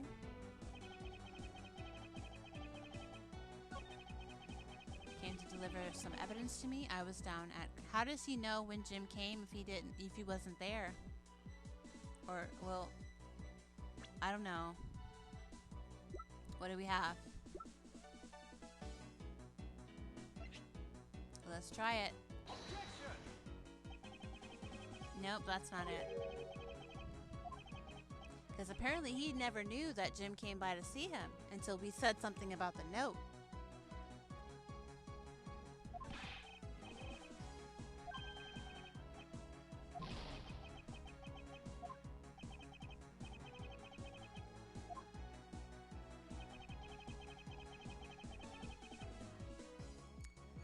So,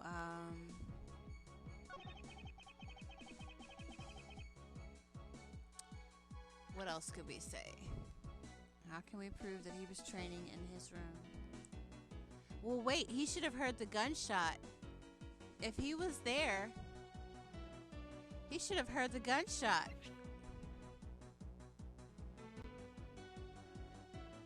Oh, wait, so if he says around the time that... Wait a minute. Before we do that, I'm gonna save. But I think...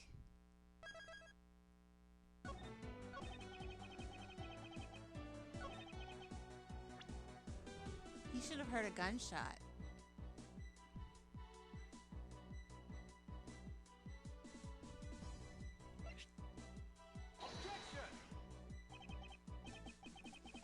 No, not it. Because his office is right next to mine, so he should have heard everything if he was in there.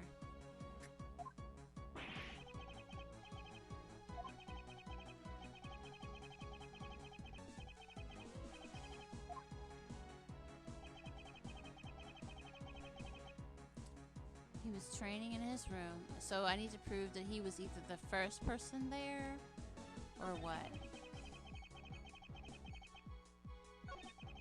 He brought me 2 items, a gun and a pendant. They are related to yesterday's case. They are related to today's case. Oh, wait. He said 3.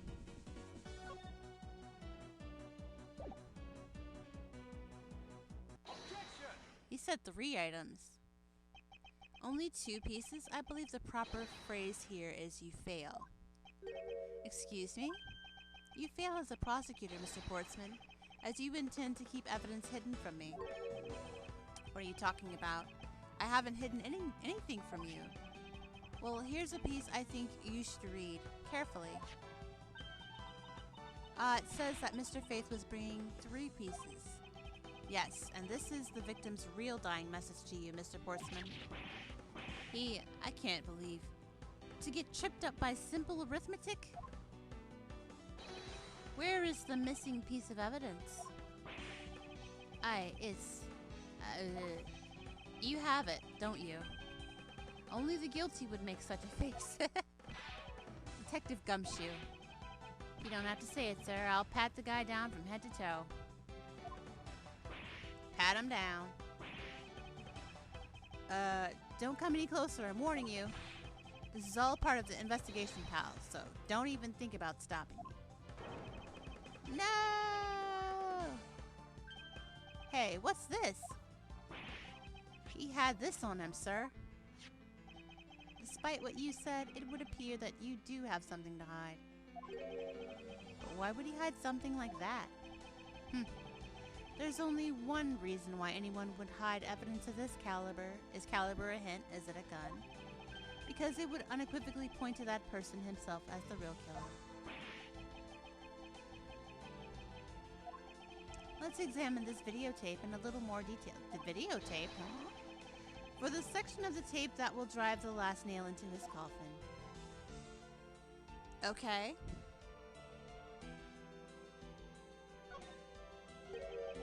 The KG8 incident? That's a police case number, sir. Does that mean this video is evidence from the case?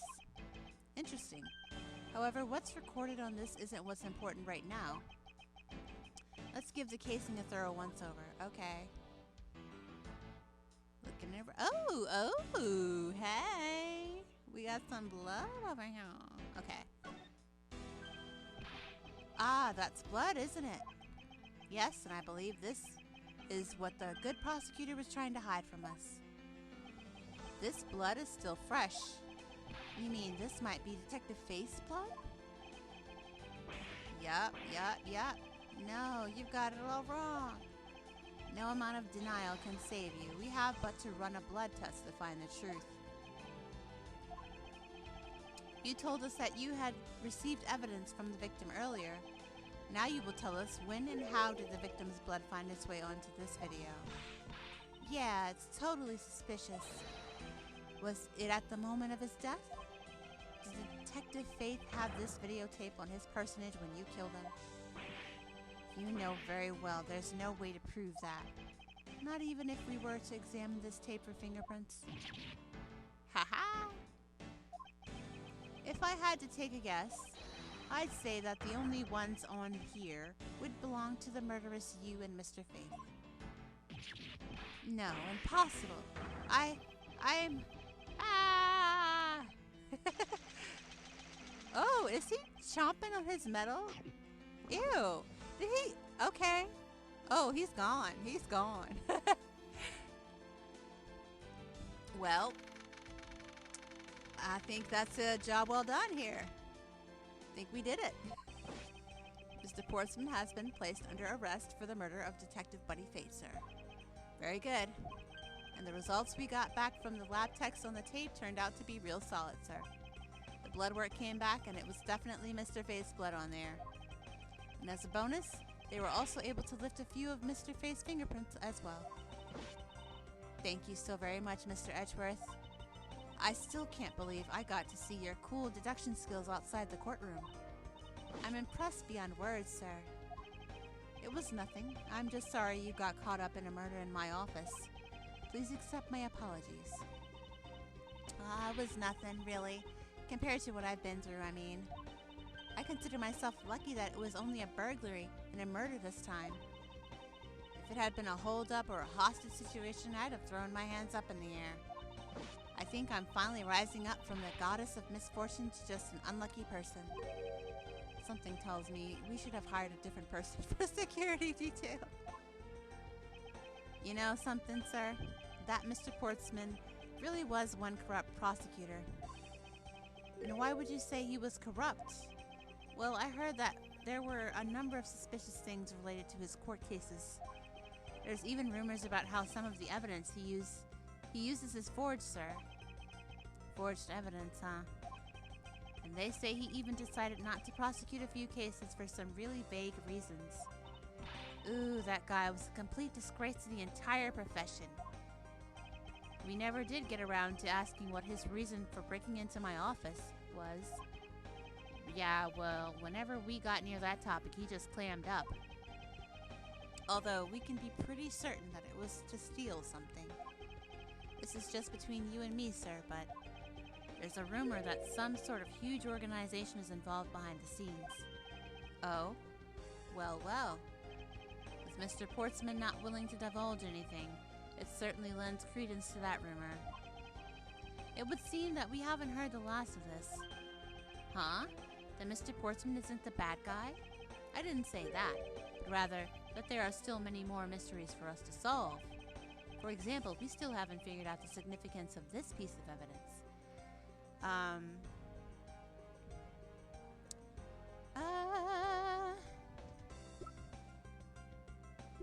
want to say this. Take that! The person who stole this file, the other villain of the night. Yeah, I wonder who it was. And what happened to the stolen pages? I wonder, who in the world was it that held me up at gunpoint? Mr. Edgeworth, sir. Yes? I came across this while I was processing your office earlier, sir. This card. What is it, sir? Is that a bird or something on there? It's not just any bird. It is the mark of the raven, a three-legged raven. Even you should know what this is, Detective. Oh, it's about that thing, isn't it?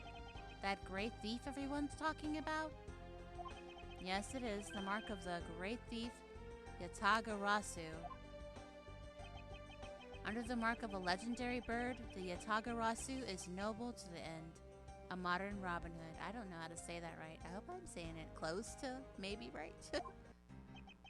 Labeled mysterious and phantom-like, the Yatagarasu appears and vanishes at will. Though we don't know much about this thief's ultimate goal, we do know the targets. The Yatagarasu likes to find and make public evidence of corrupt dealings of all sorts. The theft is always performed in silence and always with perfection. Once a target is chosen, no dramatic calling card or announcement is sent forth. Instead, the chosen corporation is infiltrated without even the target noticing. Some days later, the evidence that was found is sent out to the mass media, along with this single card. Although, it has been a while since the Yatagarasu's last appearance. Hey, Mr. Edgeworth. Look, something's written on the back. What? Let me see. It's the location of where the thief put the stolen files. So the person who stole the contents of the file was the Yatagarasu? Yatagarasu. Organization. Quite a few key words are popping up in this mystery. The murder in my office. The return of the great thief, Yatagarasu. Looking back, I can't say I didn't see these events coming. For they were heralded by the incidents that began to occur 2 days ago. Well, we're gonna flash back with the next case. But we finished this one in a single stream. Woohoo! Go us.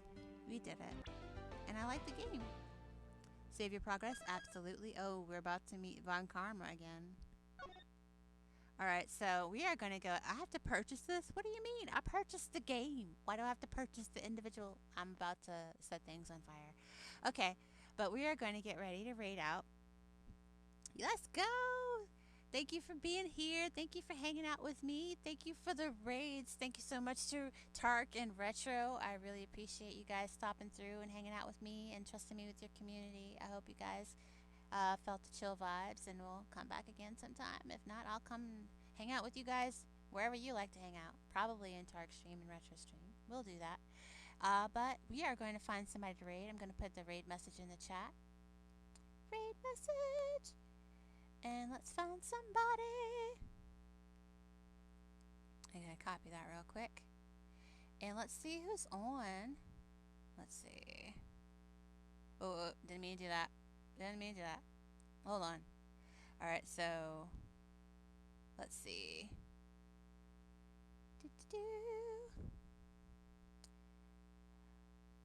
Yeah, I have to purchase this. So that's the episode start. I wonder if there's a way I can get around it. There's no way I should have paid for this game and then I have to pay for the individual episodes. I'm gonna write angry letters.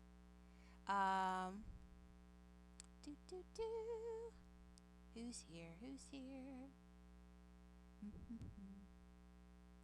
Let's go ahead and raid, hold on.